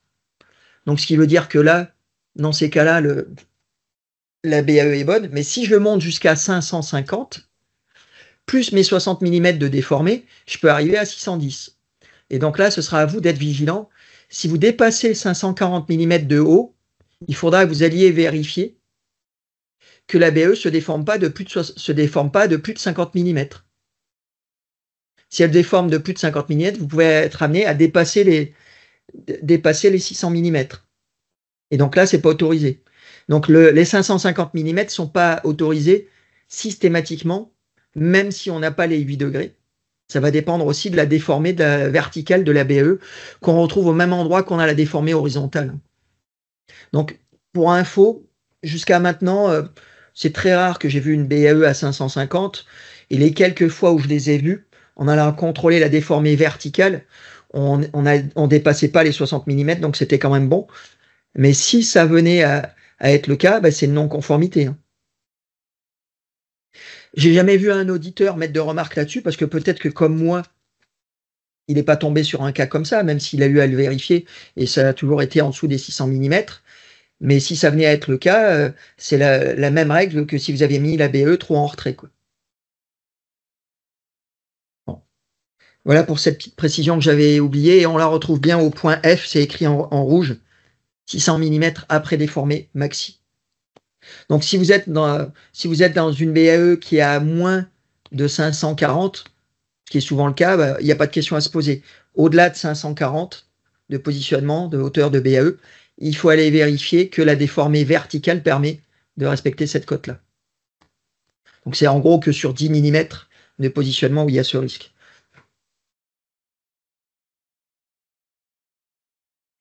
Alors maintenant, on va passer à la BAE homologuée sur les véhicules de moins de 8 tonnes. Quel que soit le type de véhicule, que ce soit des porteurs ou des remorques, dès que ça fait moins de 8 tonnes, en fait, en gros, on va pouvoir dire qu'on retombe sur les exigences qu'on avait en 0,2. On a toujours la notion de 400 mm après déformé, mais on n'a plus la notion de cote avant déformation. On a toujours une cote jusqu'à 2 mètres de hauteur. On a toujours un 500 mm par rapport au sol. Il n'y a pas de notion de déformation verticale. Petit bonus, si on peut dire, pour les vulles. Avant, quand on n'était pas obligé d'avoir de BAE homologué, et donc on n'avait pas d'obligation de hauteur de BAE. Là, la BAE, elle doit faire 100 mm de haut, minimum pour un véhicule qui a un maximum de 8 tonnes de PTAC.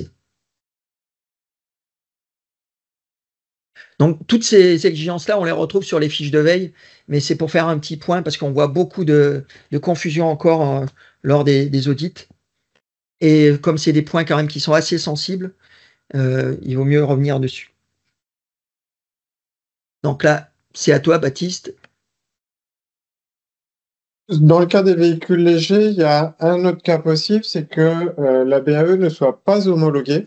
Quand on parle de véhicules légers, c'est les moins de 3,5 tonnes.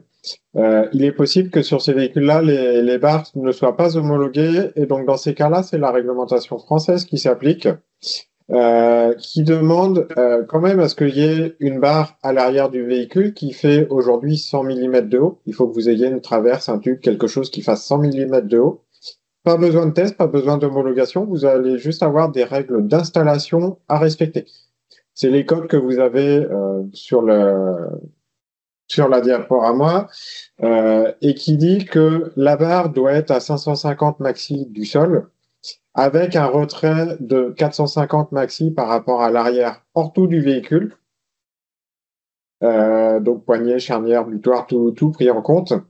Vous avez le droit à un retrait de 100 mm par rapport au flanc du pneumatique et comme pour la version européenne, normalement on ne dépasse pas le flanc du pneumatique, sauf à ion ou BAE intégré à la structure du véhicule. Et petite particularité, dans le cas des remorques 3,5 tonnes, si les roues de la remorque dépassent du véhicule, donc sur l'extérieur, les 100 mm sont à prendre par rapport au flanc du pneumatique, mais le flanc intérieur et pas au flanc extérieur, comme sur un véhicule ou une remorque qui aurait les roues sous sa carrosserie. Donc ça, c'est la petite particularité des remorques 3,5 tonnes avec les roues extérieures. Et dans le cadre de ce montage-là, vous avez le droit de faire une interruption dans votre barre pour un attelage, pour X raisons. Mais dans ces cas-là, l'interruption ne doit pas dépasser 200 mm. Et ces 200 mm, si vous avez plusieurs interruptions, dans le cas de passage de bras de haillons, par exemple, ces 200 mm, toutes les interruptions cumulées. Ce qui veut dire que dans le cas d'un haillon, comme on va dépasser un cumul de 200 mm, on n'a pas le droit d'avoir une BAE non homologuée si elle est coupée, segmentée pour laisser passer les haillons, laisser passer les bras.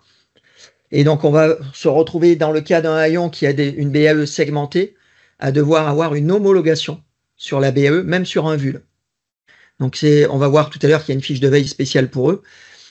Et cette notion va permettre justement de passer outre ces 200 mm, puisque par exemple si on a deux vérins de 80 mm, quand je cumule les vérins plus le jeu que je dois avoir de chaque côté, je vais dépasser 200 mm. Alors que sur une homologation en 58R03, la notion d'interruption, c'est pas ça qui est pris en compte, c'est la notion de jeu entre l'élément mobile et l'élément fixe. On doit avoir maximum 25 mm de jeu entre les deux éléments.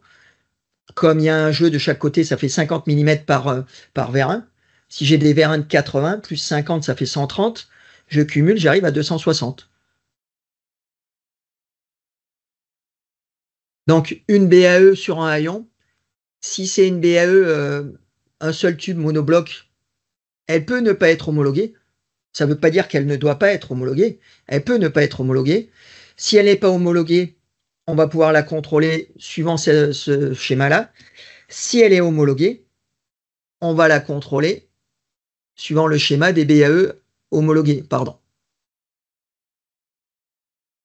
Et alors, avant d'aller sur le hors-route, on va prendre justement la règle des haillons, où on retrouve la même règle que tout à l'heure, sauf que là, on a le droit, la petite différence, c'est qu'on a le droit à une hauteur de BAE de 100 mm. Cette règle s'applique aussi quand on a des bennes basculantes. Et on retrouve le mixte, donc je ne vais pas passer trop de temps là-dessus, mais on retrouve le mixte de ce qu'on a vu tout à l'heure, les 400 mm moins la déformée, ou 400 plus les 300, etc. Ça va dépendre si on est sur un PL ou un VL. Mais surtout, pour ces équipements-là, que ce soit benne ou haillon, on a le droit à une hauteur de BAE, enfin, oui, une hauteur de BAE de 100 mm minimum. On n'a plus besoin du 120 mm. Et donc, si je reviens donc sur la notion du haillon, un haillon avec une barre monobloc, on peut être dans le cas précédent, c'est-à-dire celui-là, non homologué. Mais si elle est homologuée, on va la contrôler quand même avec cette version-là, c'est-à-dire les 400 moins la déformée, les 500 du sol ou 550, etc. Enfin, comme on le retrouve dans le petit tableau. Par contre, si je suis sur un haillon avec une BAE segmentée pour laisser passer les vérins, elle sera forcément homologuée. Et elle va devoir respecter ce qu'on retrouve là, comme on a vu tout à l'heure sur les PL. La seule différence, c'est que sur un haillon, qu'on soit, qu'on soit porteur ou remorque, PL ou VL, il n'y a plus la notion des 400 moins la déformée et 300 et 200. C'est 400 et 200, il n'y a plus 300 et 200 sur les, comme on retrouvait sur les, sur les remorques. Vous avez le petit tableau qui vous le rappelle en bas. Et donc, il faut être vigilant. Maintenant, il y a plusieurs cas. Porteur, remorque, le tonnage, le type BAE, pour haillon ou benne basculante. Et le dernier cas que je vais laisser commenter à Baptiste, qui a un mixte un petit peu de tout ça, c'est quand on est type G. Ouais, le dernier cas et qui est vraiment une représentation de ce que disait Bruno, c'est-à-dire que il faut faire attention du coup au type de véhicule. Est-ce qu'on est sur une remorque, un porteur? Est-ce qu'on est en fonction du tonnage? Parce que comme vous le voyez dans le petit tableau qui se trouve tout en bas, sur les types G, en fait, l'installation de la barre, les règles vont varier en fonction du tonnage du véhicule.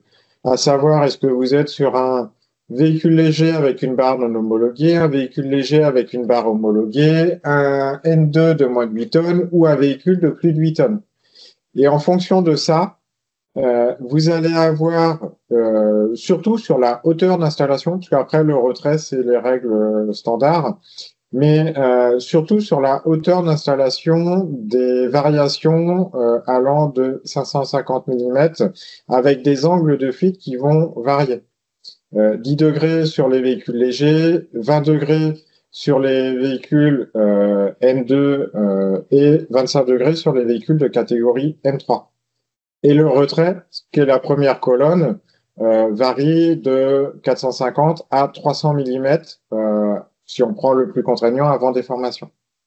Donc, dans le cas des véhicules type G, il faut vraiment vous interroger sur quel type de véhicule vous êtes, quelle catégorie, je suis plutôt d'ailleurs, de véhicule vous êtes, et à partir de là, vous pourrez déterminer les règles de retrait et les hauteurs par rapport au sol que vous allez pouvoir appliquer.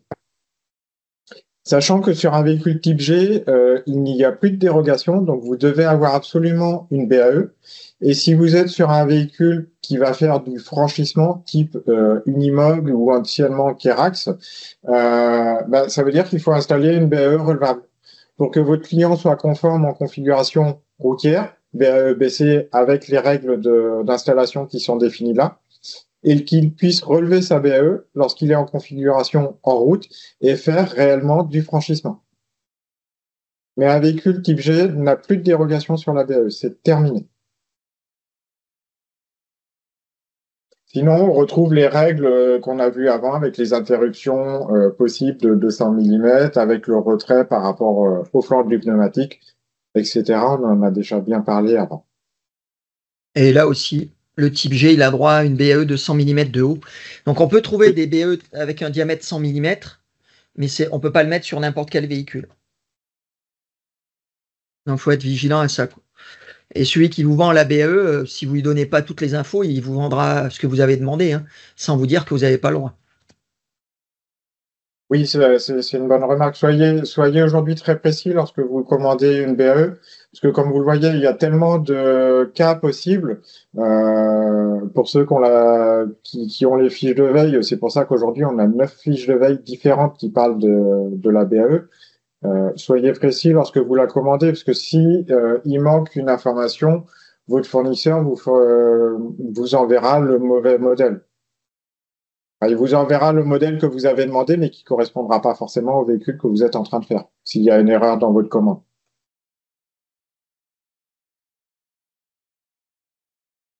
Voilà, donc toujours pas de questions. Alors, il y a 2-3 questions, mais qu'on a abordées, si tu veux, Bruno. Ouais. C'est plus des précisions. Dans le cas d'un gravillonneur, il y a une question sur les véhicules équipés de gravillonneurs, et ça concerne aussi les chariots. En vrai, ces véhicules-là, réglementairement, ils n'ont pas de dérogation.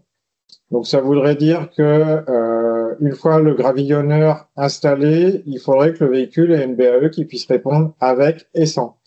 La difficulté qu'il y a, et c'est pour ça que pour l'instant personne ne dit rien, c'est que techniquement, trouver une BAE ou faire une BAE qui réponde à ça, techniquement aujourd'hui, c'est un vrai casse-tête. Donc, ce qu'il faut voir aussi, c'est que ces éléments-là sont considérés par le ministère comme de la charge utile. Et donc, si on roule sans, on doit être conforme. Si on roule avec, et il peut y avoir 2 cas. Si on est dans le cas où on a notre charge utile qui dépasse un petit peu, ça peut arriver, c'est autorisé, comme on a dit, jusqu'à 1 mètre sans éclérage et jusqu'à 3 mètres avec éclérage. Ce qui est le cas avec les chariots, on reporte l'éclairage à l'arrière, et puis les gravillonneurs en général, ils ne dépassent pas de 1 mètre. Si c'est du ponctuel, la BAE n'a pas forcément besoin d'être conforme, mais à ce moment-là, il faut signaler qu'on est dangereux avec un panneau rectangulaire blanc et rouge, comme on voit des fois derrière les camping-cars quand ils mettent leur vélo. Par contre, si c'est du permanent, normalement, la BAE doit être conforme. Et c'est là où c'est un petit peu litigieux, mais Moi, je dirais, quand je dis litigieux, normalement, on doit avoir une BAE télescopique et puis c'est tout, hein, comme on a sur un appareil à bras, quoi.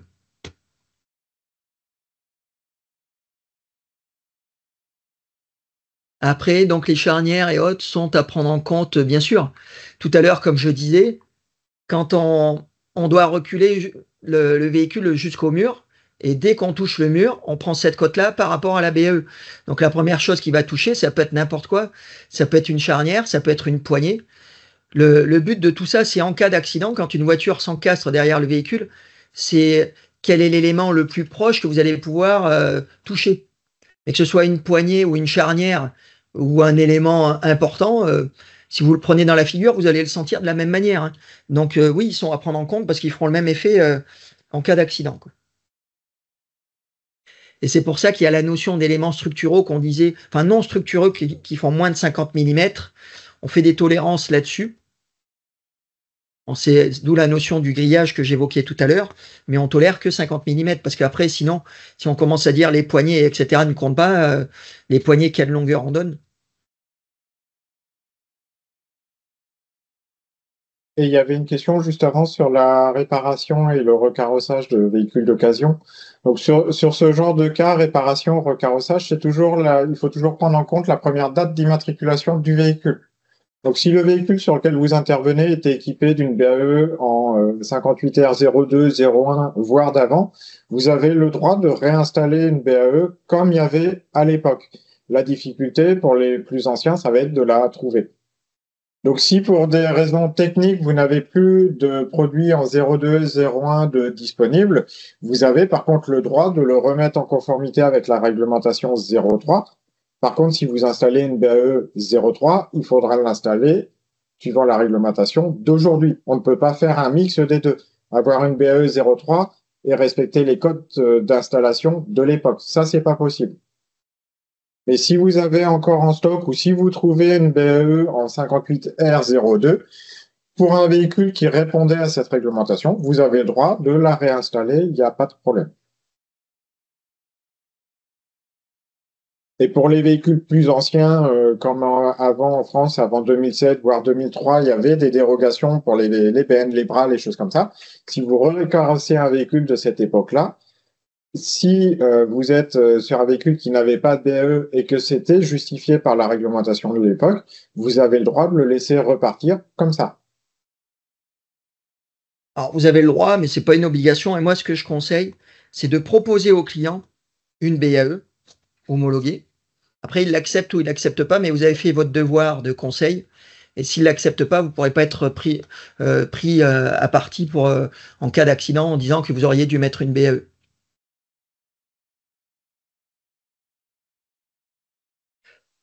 Maintenant, on va passer à un petit point qui a déjà... Pardon, je n'ai pas été dans le bon sens.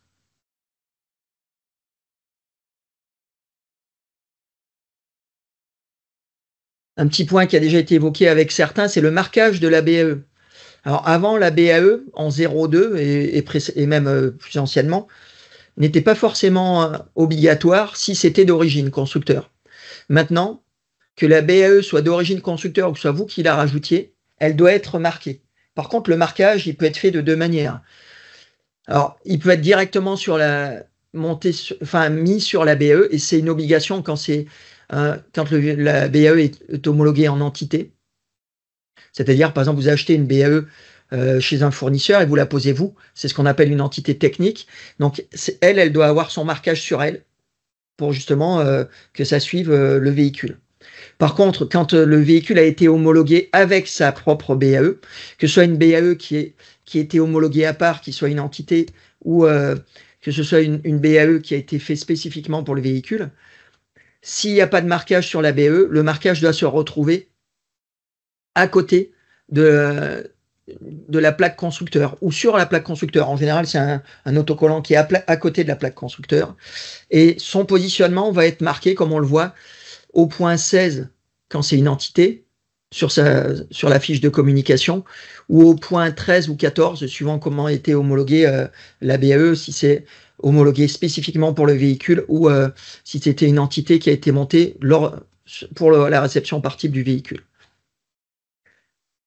Et donc, que ce soit tout PL doit avoir une BAE homologuée, donc tout PL doit avoir un numéro d'homologation, soit sur la BAE ou à côté de la plaque constructeur.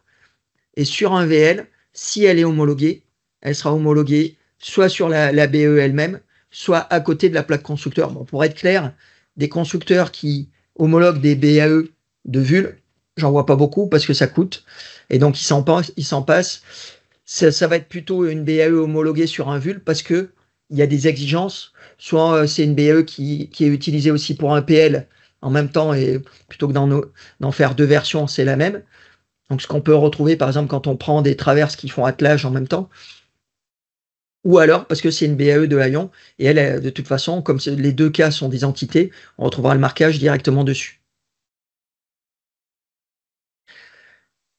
Autre cas possible, si c'est très rare, on a failli oublier, mais on en a parlé juste avant, la BAE, par défaut, elle est montée sur le véhicule, enfin sur le châssis du véhicule, mais en fait, la règle, elle doit être montée sur un élément suffisamment rigide, et les exigences du suffisamment rigide sont définies, dans ces cas-là, au point 9 de la fiche de communication.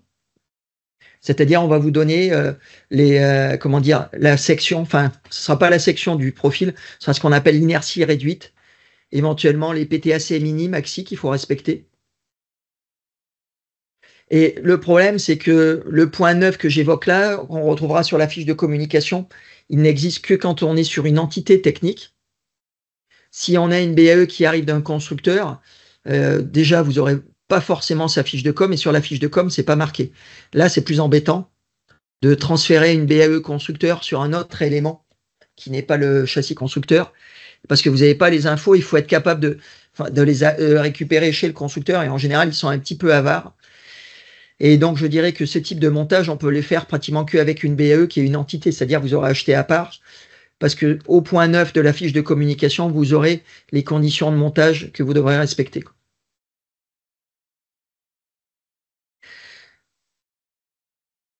Petite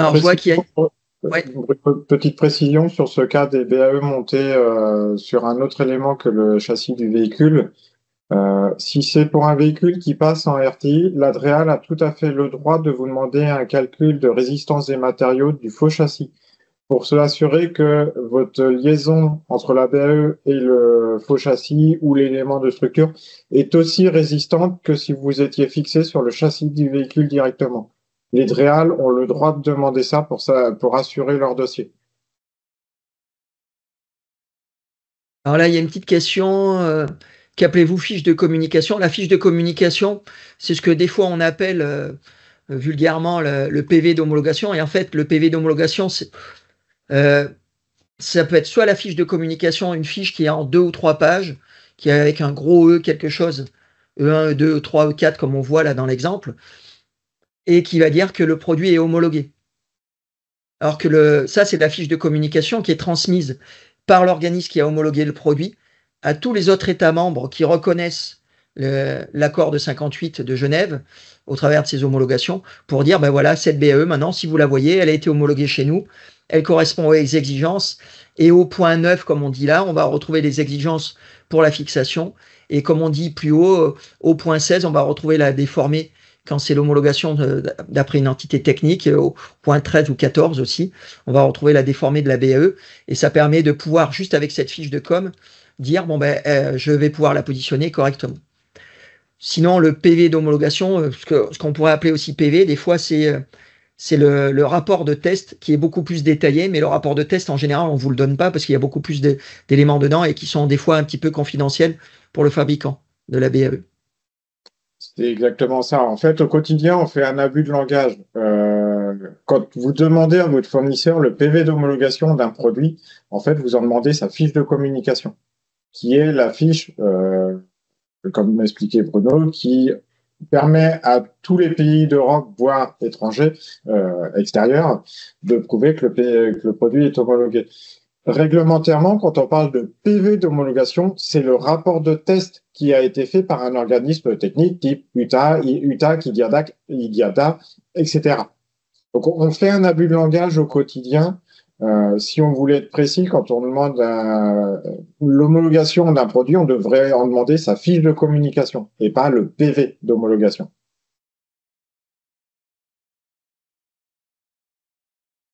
Alors, donc, il nous reste à voir les petits rappels sur les dérogations. Il y a des véhicules qui ont une dérogation d'office. Déjà, tous les tracteurs routiers pour semi-remorques. C'est pour ça qu'entre autres, certains, quand vous faites des doubles genres, genre camion TRR, vous êtes obligé d'aller en DRAL parce qu'ils vont vérifier que quand il est en configuration tracteur, il n'y a pas forcément de BAE, mais quand il est en configuration camion, il y a forcément une BAE. Toutes les remorques conçues aussi pour le transport de charges indivisibles grandes, donc les grumes, les porte-fers, etc. Et tous les véhicules pour lesquels une installation est impossible. Donc, ce qu'on appelle installation impossible, en général, ça vous impose d'aller faire une validation par une autorité compétente, donc au travers d'une DREAL, ou faire une demande de dérogation à l'UTAC, surtout si c'est des dérogations, on va dire, régulières, pour avoir une dérogation permanente. Il y en a une qui est acquise d'office, c'est pour les bennes à ordures, et c'est bien écrit en rouge, avec des outillages situés à la face arrière. Une benne à ordures qui, avec un chargement latéral, n'a pas droit à cette dérogation. Par contre, une BAE, enfin une BOM avec un chargement arrière, la BOM classique où il y a les reapers, les hommes qui sont derrière, forcément il y a droit. Et donc quand on est dans ces cas-là, la BAE n'a pas besoin d'être homologuée et on retrouve ici, je ne sais pas si vous arrivez à le lire sur le dessin qui est assez petit, mais on le retrouve ça sur notre fiche BAE 2. On retrouve les exigences à respecter, c'est que des exigences dimensionnelles. Un petit peu comme sur la version VUL, sauf que par rapport à l'arrière, on a droit à 800 mm de déport et on doit être à 550 mm du sol. Véhicule à vide en ordre de marche, toujours les mêmes règles par rapport à l'extérieur de 0 à 100. On a droit à des interruptions de 120 maxi, mais on peut en avoir plusieurs pour laisser passer les équipements. Voilà. Et la BE doit faire 100 mm de haut minimum. Voilà. Et ça, quel que soit le tonnage. C'est une dérogation française. Je ne sais pas s'il y a des équivalents dans les autres pays. Ils ont certainement quelque chose. Mais c'est une dérogation française.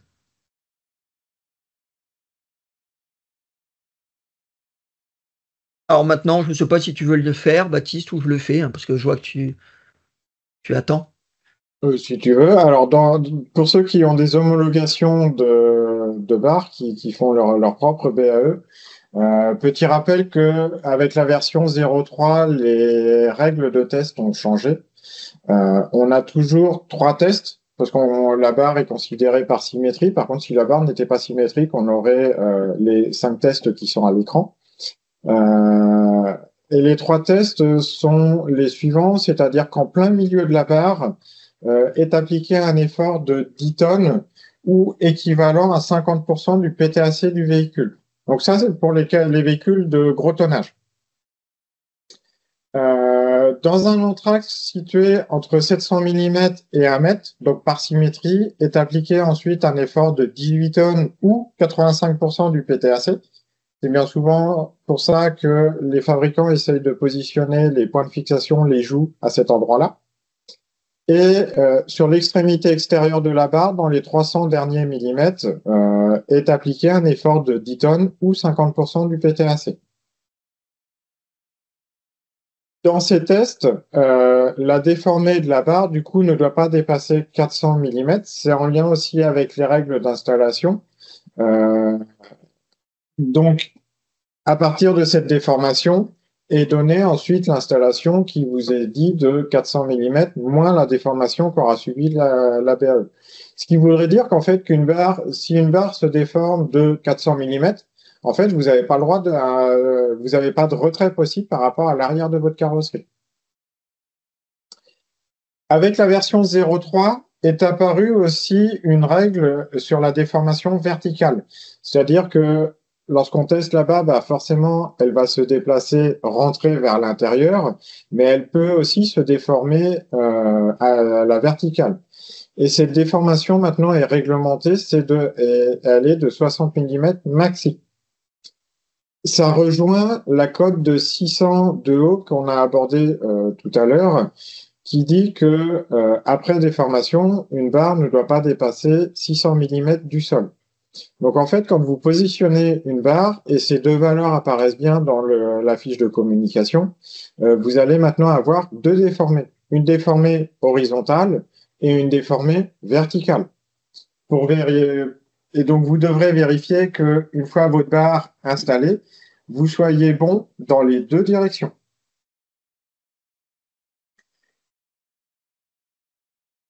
Donc ça, c'est les efforts qui sont là, c'est dans le cas des véhicules de gros tonnage. Pour les véhicules de plus petit tonnage, donc c'est le nota qui se trouve à droite pour les M2 de PTAC inférieur à 8 tonnes et de manière générale pour les homologations de véhicules ou de barres destinées à des véhicules inférieurs à 8 tonnes.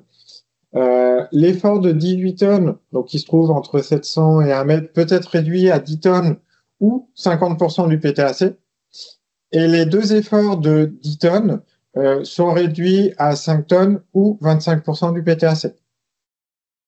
Donc, ce qui veut dire que, par exemple, vous faites une BAE homologuée par un véhicule de 4 tonnes, il sera bien plus arrangeant de prendre 50% du PTAC et 25% du PTAC pour déterminer les efforts qui seront appliqués sur votre barre.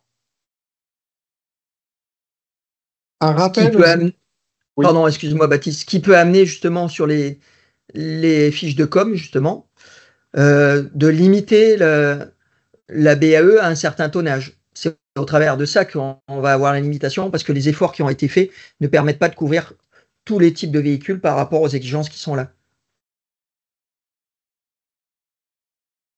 Oui, je te relaisse la suite, Baptiste, excuse-moi. Et un rappel sur la définition d'une barre anti-encastrement, c'est ce qui est en italique au-dessus. Par barre, on entend tous les éléments, traverse horizontale et tous les éléments de liaison pour faire la liaison avec les longerons du châssis du véhicule ou tout élément équivalent.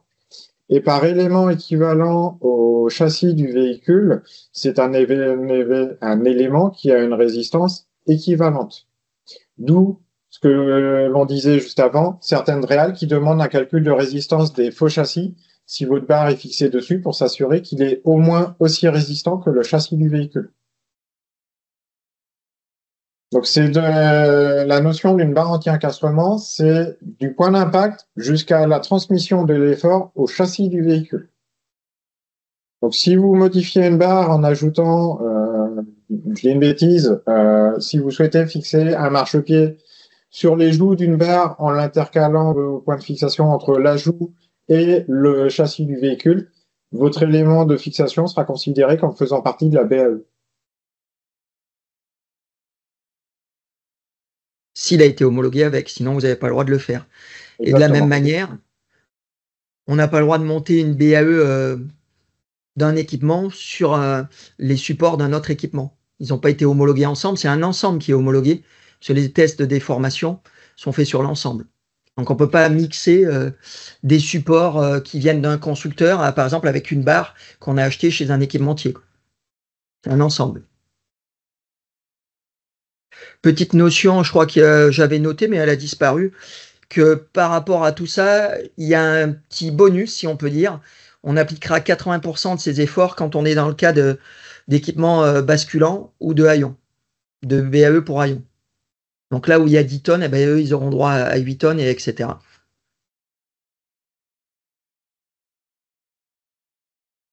Alors, je ne sais pas s'il y a des questions là-dessus. Ça, c'est juste pour vous rappeler les efforts. Si vous voulez faire vos homologations, si elle est homologuée et que vous n'en occupez pas, il n'y a pas de souci. Et juste pour info, la notion des 10 tonnes, elle a été doublée puisque précédemment on était à 5 tonnes et sur la version 0.1 on était même à 2 tonnes 5. Donc on a été en augmentant les efforts. Bon, comme je vois qu'il n'y a pas de questions, on passe à la suite, c'est-à-dire quand on fait une homologation, pour ceux qui voudraient en faire ou qui en ont fait, ben, il y a un test à passer, il faut respecter les règles qu'on a vues, mais aussi il faut démontrer la répétabilité des tests et la traçabilité de la production. Qu'est-ce qu'on appelle la répétabilité?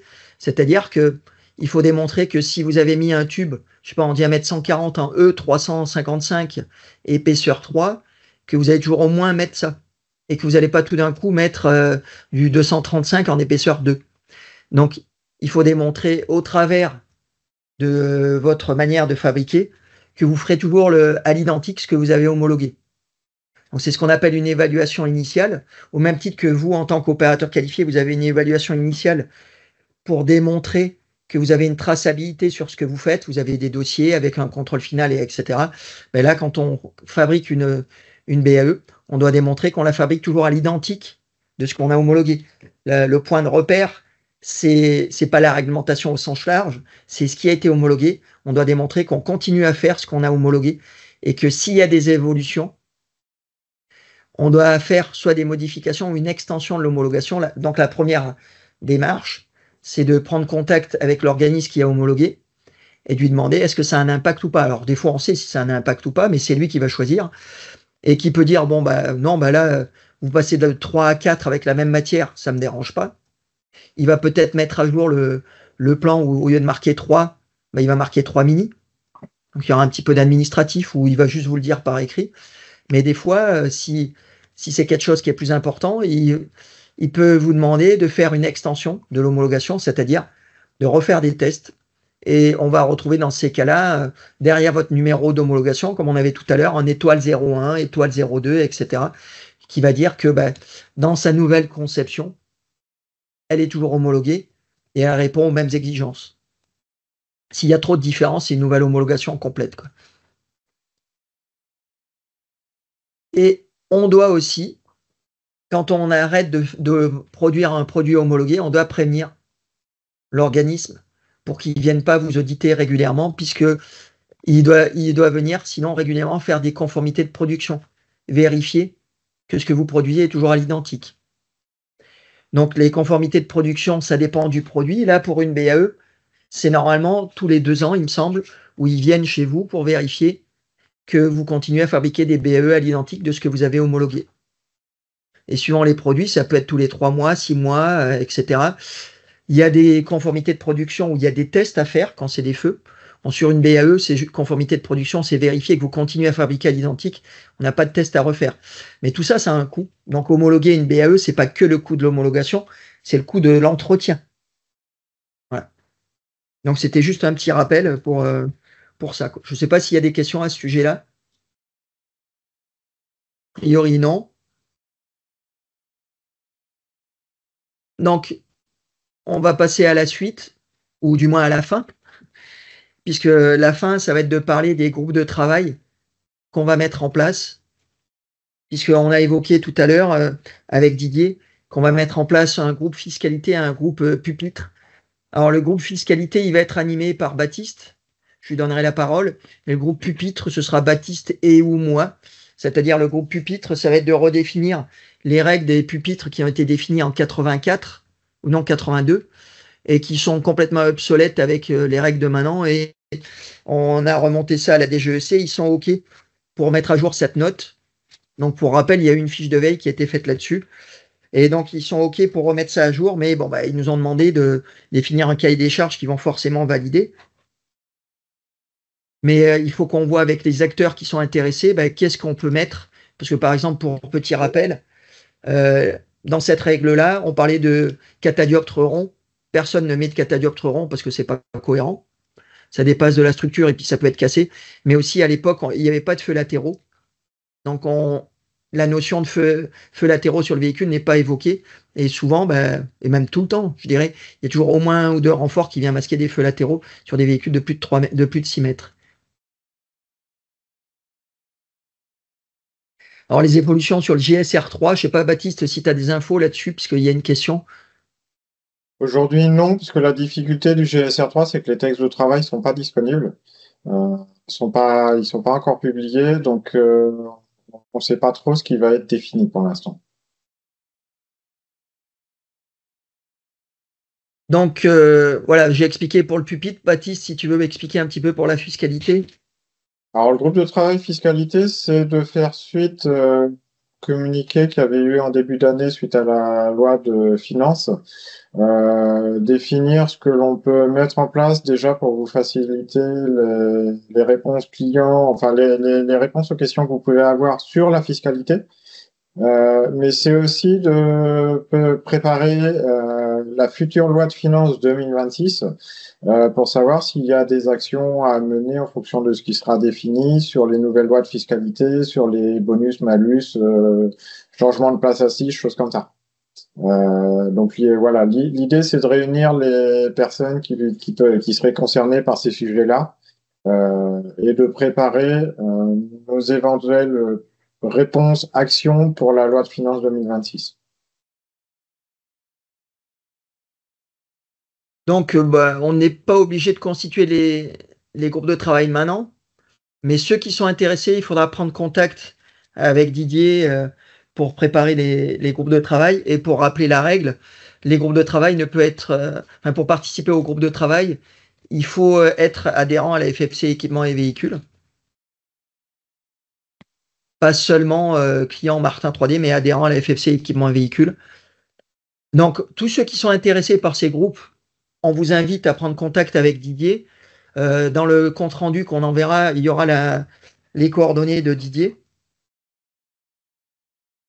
Et puis, ce que l'on va faire, c'est qu'on va vous proposer prochainement une date, tout simplement. Il faudra, donc, n'hésitez pas à faire savoir d'ici là si vous êtes intéressé par ce groupe de travail en étant adhérent de la FFC équipements et véhicules. Et puis, quoi qu'il en soit, on va revenir vers vous pour vous proposer une date, y compris pour le groupe de travail pupitre d'ailleurs. Voilà. Donc ces groupes de travail, ils seront à la rentrée. Hein. Donc ce sera des dates en septembre, octobre. Ok. Donc tous ceux qui veulent y participer, n'hésitez pas à prendre contact. Donc au travers de Didier, qui nous enverra les personnes et on vous tiendra informé des dates. On verra si vous n'êtes pas beaucoup, on essaiera de trouver une date qui convienne à tout le monde. On enverra des propositions de dates. S'il y a beaucoup de monde, comme c'est toujours compliqué quand il y a beaucoup de monde dans les groupes de travail, on imposera une date et participeront ceux qui pourront. Bien. Y a-t-il des questions avant qu'on conclue cette commission FFC technique? Est-ce que vous avez des questions sur les différents sujets qui ont été... alors, il y en a une là qui apparaît. Il y en a deux qui sont apparues. Une première qui a été en partie masquée, c'est concernant la métrologie légale en janvier. Un petit rappel de l'État. Alors, petit rappel sur la métrologie légale. Déjà, il est vrai que il a été dit de manière officielle que ce serait applicable en janvier 2026. Durant nos communications avec la DGEC, il a bien vu que c'était un point sensible et qui n'était pas si simple que ça à résoudre. Et il nous a dit que ce sera officialisé, je pense, avant la fin de l'année, peut-être même en septembre, puisqu'on doit en reparler, que ce sera reporté au moins en avril, peut-être même en juillet. Ça va dépendre de ce qui va être mis en place. Ou si c'est pas reporté, c'est que finalement on arrivera à ce qu'on voulait, c'est-à-dire il n'y a rien qui change.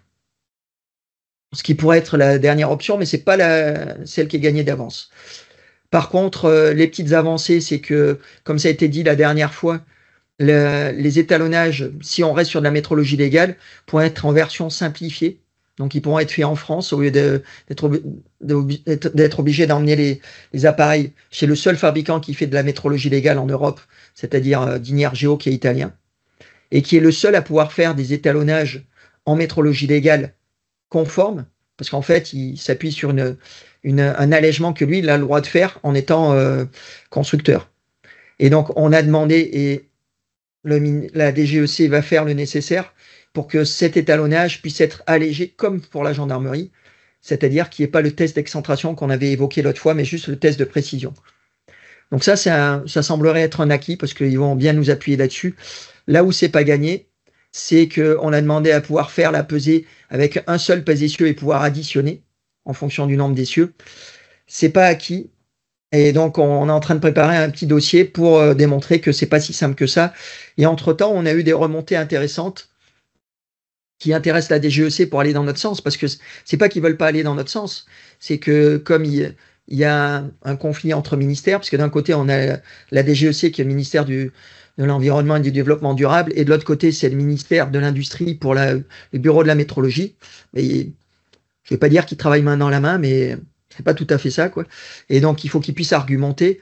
Et donc, les arguments qu'on a pu leur remonter, et on va leur en remonter un autre, c'est qu'en Allemagne, par exemple, vos confrères ne sont pas soumis à la métrologie légale. Donc, ce qui a un avantage, on va dire, concurrentiel pour eux ou déconcurrentiel pour vous. Et on a appris la même chose dernièrement aussi en Espagne. Même ça va beaucoup plus loin. On a un client qui va être soumis à la métrologie légale pour la France parce qu'il est opérateur qualifié. Et de l'autre, il a des homologations de BAE. Et lui, l'organisme qui fait ses homologations lui dit moi, je veux pas d'étalonnage en métrologie légale, je veux un étalonnage COFRAC. Parce qu'une des grosses différences, c'est que dans l'étalonnage COFRAC, on a les résultats du test, on sait la précision de la balance. Dans la métrologie légale, on a un résultat de bon ou pas bon, mais on n'a pas la précision qu'on a obtenue lors du test. Et donc ça peut être gênant quand on est un petit peu trop limite dans le calcul de répartition des charges, voir quelle est la marge qu'on a par rapport au test. Donc ça, c'est peut-être un élément de plus, et donc on va faire un petit dossier pour remonter en disant mais on voudrait aussi faire sauter cette exigence de peser le véhicule en une seule fois. Idéalement, même, comme dans les autres pays, on ne l'impose pas, de dire il faut arrêter, les autres pays n'ont pas de métrologie légale pour peser un poids à vide. Donc pourquoi en France on se l'imposerait? Donc là, on ne sait pas de quel côté ça va tomber parce que on n'est pas décisionnaire, et même si la DGEC voulait aller dans notre sens, c'est pas eux qui sont décisionnaires. Donc il faut qu'on travaille un petit peu plus le sujet. Bon, on a récupéré des éléments qui pourraient faire aller dans le bon sens, mais ça va dépendre, on va dire, du bon vouloir du bureau de la métrologie.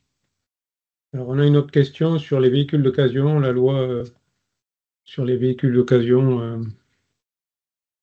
Alors, cette histoire de 6 mois, ça, c'est dans la case de la DGEC, ils sont OK. Ça devrait apparaître, ils nous avaient dit, normalement, vraisemblablement à la fin de l'année, avant la fin de l'année. Mais vu comme on est, ce sera certainement après les vacances plutôt qu'avant.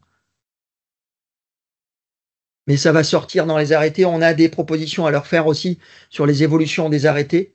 Donc là, c'est moi qui dois travailler un petit peu et leur remonter ça. On doit se rencontrer en septembre avec ces propositions-là.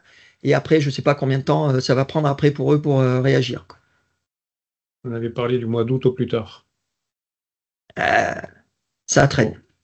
Bon. Ouais. Voilà. D'autres questions sur les sujets évoqués ou d'autres? Bien, on va conclure cette commission FFC technique. Alors, voilà, le maître mot que l'on s'assigne avec Bruno ces derniers temps, suite à nos 2 ans de partenariat, c'est tout simplement de dire, voilà, si vous êtes adhérent de la FFC équipement et véhicules, vous êtes déjà client. Si vous êtes orienté véhicule industriel, vous êtes donc déjà client de la société Martin 3D. L'inverse n'est pas vrai. On peut être client de la société Martin 3D, mais ne pas être adhérent. C'est une liberté, une volonté, un état de fait. Alors, moi, je vous le redis, voilà, tout simplement, nous avons besoin de vous.